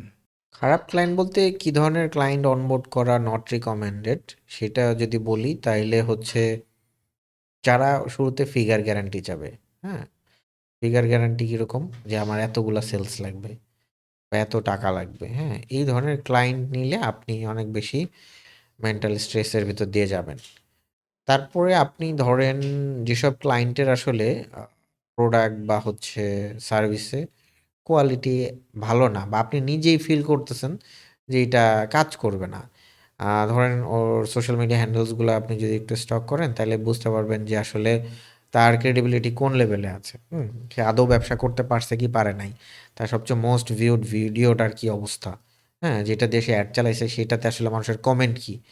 এগুলা দেখে যদি দেখেন বেশি নেগেটিভ ওই ধরনের ক্লায়েন্ট অনবোর্ড করে বিশেষ করে কমার্স রিটেলগুলার ক্ষেত্রে অনেকে অনেক ধরনের স্ট্রেস নিয়ে আসে এবং মনে করে কি যে আমি রহিমের কাছ থেকে প্রোডাক্ট সোর্স করব, করিম আমাকে বুস্ট করে দিবে, আমি হচ্ছে ৫০০ টাকা দিয়ে মাল কিনে আর ২০০ টাকা আমার হচ্ছে পার প্রোডাক্টে মানে ক্যাক ধরলাম এজেন্সি মিলে বা ২০০-৩০০ টাকা আমি ১৫০০ টাকা ১০০০ টাকা বিক্রি করবো আমার সব টাকা। এই যে বাইনারিতে ক্যালকুলেট করার লোকজন এদের ম্যাক্সিমামেরই মানে মোর দেন 85% লোকেরই আর কি বিজনেস হয় না। একটা পর্যায়ে গিয়ে আর হয় না। এটা কোনো আর দেখা যাচ্ছে এরা কনটেন্টও বানায় আরেক জায়গা থেকে। আপনি এরকম অনেক বিজনেস পাবেন যে ভেরি পাওয়ারফুল স্টোরি টেলার। হ্যাঁ? আমি ধরেন হানি নাটস যদি বলি আপনি আসলে কার মাধ্যমে চিনেন? বা অনেক প্রোডাক্ট আছে এরকম যাদের আসলে আমি মনে করি কস্ট অফ এডুকেশন তাদের যে মার্কেটে এই ধরনের বাদাম, মধু মিক্স করে খাওয়া যায় এই বিষয়টা তারা শিখাইছে।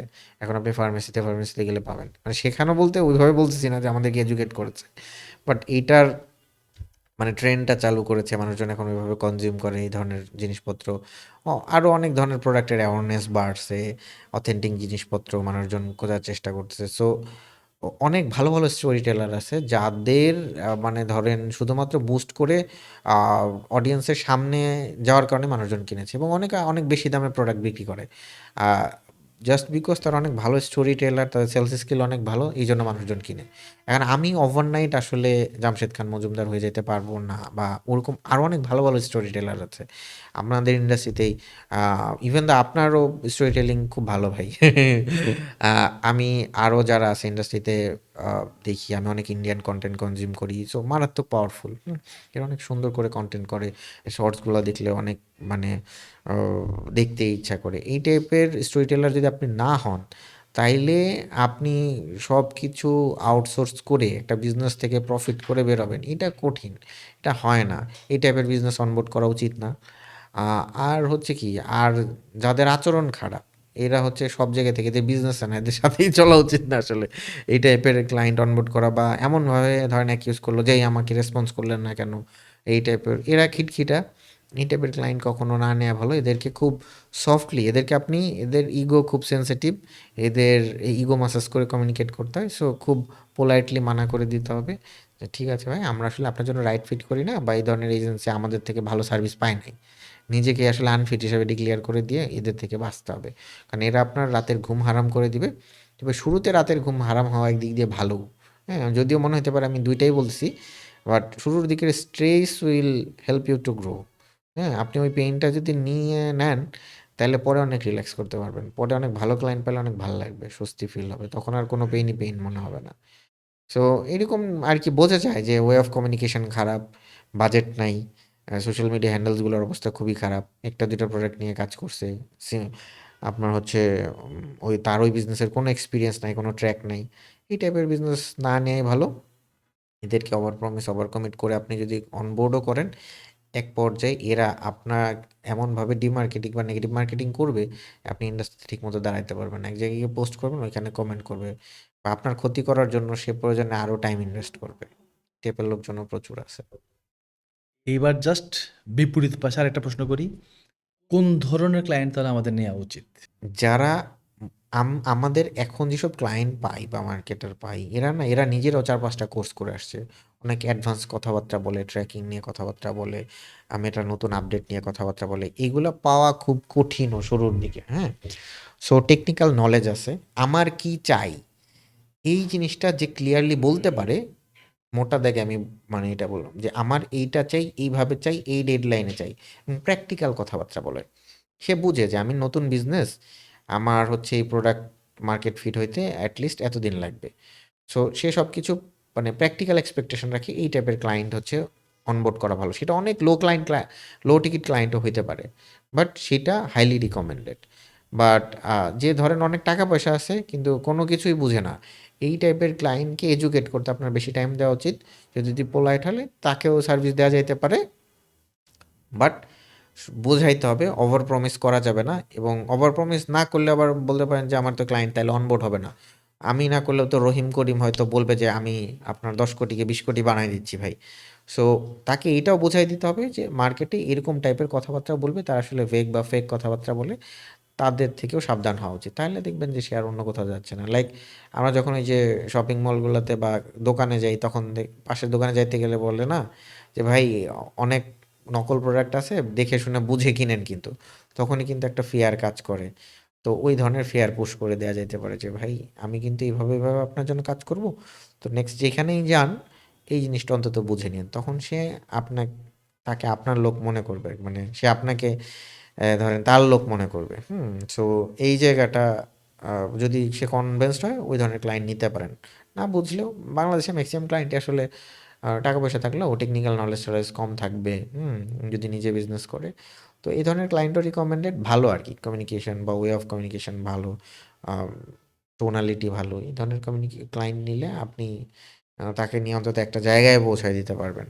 আদারওয়াইজ ঝামেলা হবে। আর আমরাও তো সার্ভিস খারাপ দেই সত্যি কথা বলতে। মানে আমাদের ইন্ডাস্ট্রির লোকজনও তো অনেক মানে অনেক এজেন্সি ওনারা আছে বা অনেক মানে ইন্ডিভিজুয়াল আছে যারাও সার্ভিস বা যাদের কমিটমেন্টটা ঠিকঠাক নাই। সো শুধু ক্লায়েন্টই যে খারাপ এরকম না। ভালো ক্লায়েন্ট যেমন ম্যাক্সিমাম টাইমে ভালো এজেন্সি পায় না, ভালো এজেন্সি আবার ভালো ক্লায়েন্ট পায় না। তো এই ম্যাচ মেকিংটা আসলে ওই যে আছে না ২০ টা ট্রাই করলে ৫ টা পাবেন। ওরকম আরকি বিষয়টা। আর পরবর্তীতে যখন আপনাকে চিনে যাবে, তখন যে আমি আসলে বসুন্ধরায় গেলে এই দামে এই জিনিসপত্র পাবো। সো আমি এটা প্রেডিক্ট করেই মানে আমার ওরকম একটা পারসেপশন অলরেডি সেট হয়ে আছে। যখন আপনার আইডেন্টিটি ক্রিয়েট হয়ে যাবে তখন আর আপনার আশেপাশে ওই টাইপের ক্লায়েন্ট ভিড়বে না। আমি আপনাকে শুরুতে বলছিলাম না যে একদম রিটেল করে ধরেন শীতের সিজনে সরিষার তেল বা গুড় বিক্রি করছে এরকম ক্লায়েন্ট আমাদের এখন নাই। মানে আমি কাউকেই কোনো কিছু মিন করে বা ছোট করে বলছি না। এই টাইপের ক্লায়েন্টও আমরা অনবোর্ড করতে চাই। বাট যারা একটু লার্জ স্কেলে করতেছে তাদেরকে নিয়ে।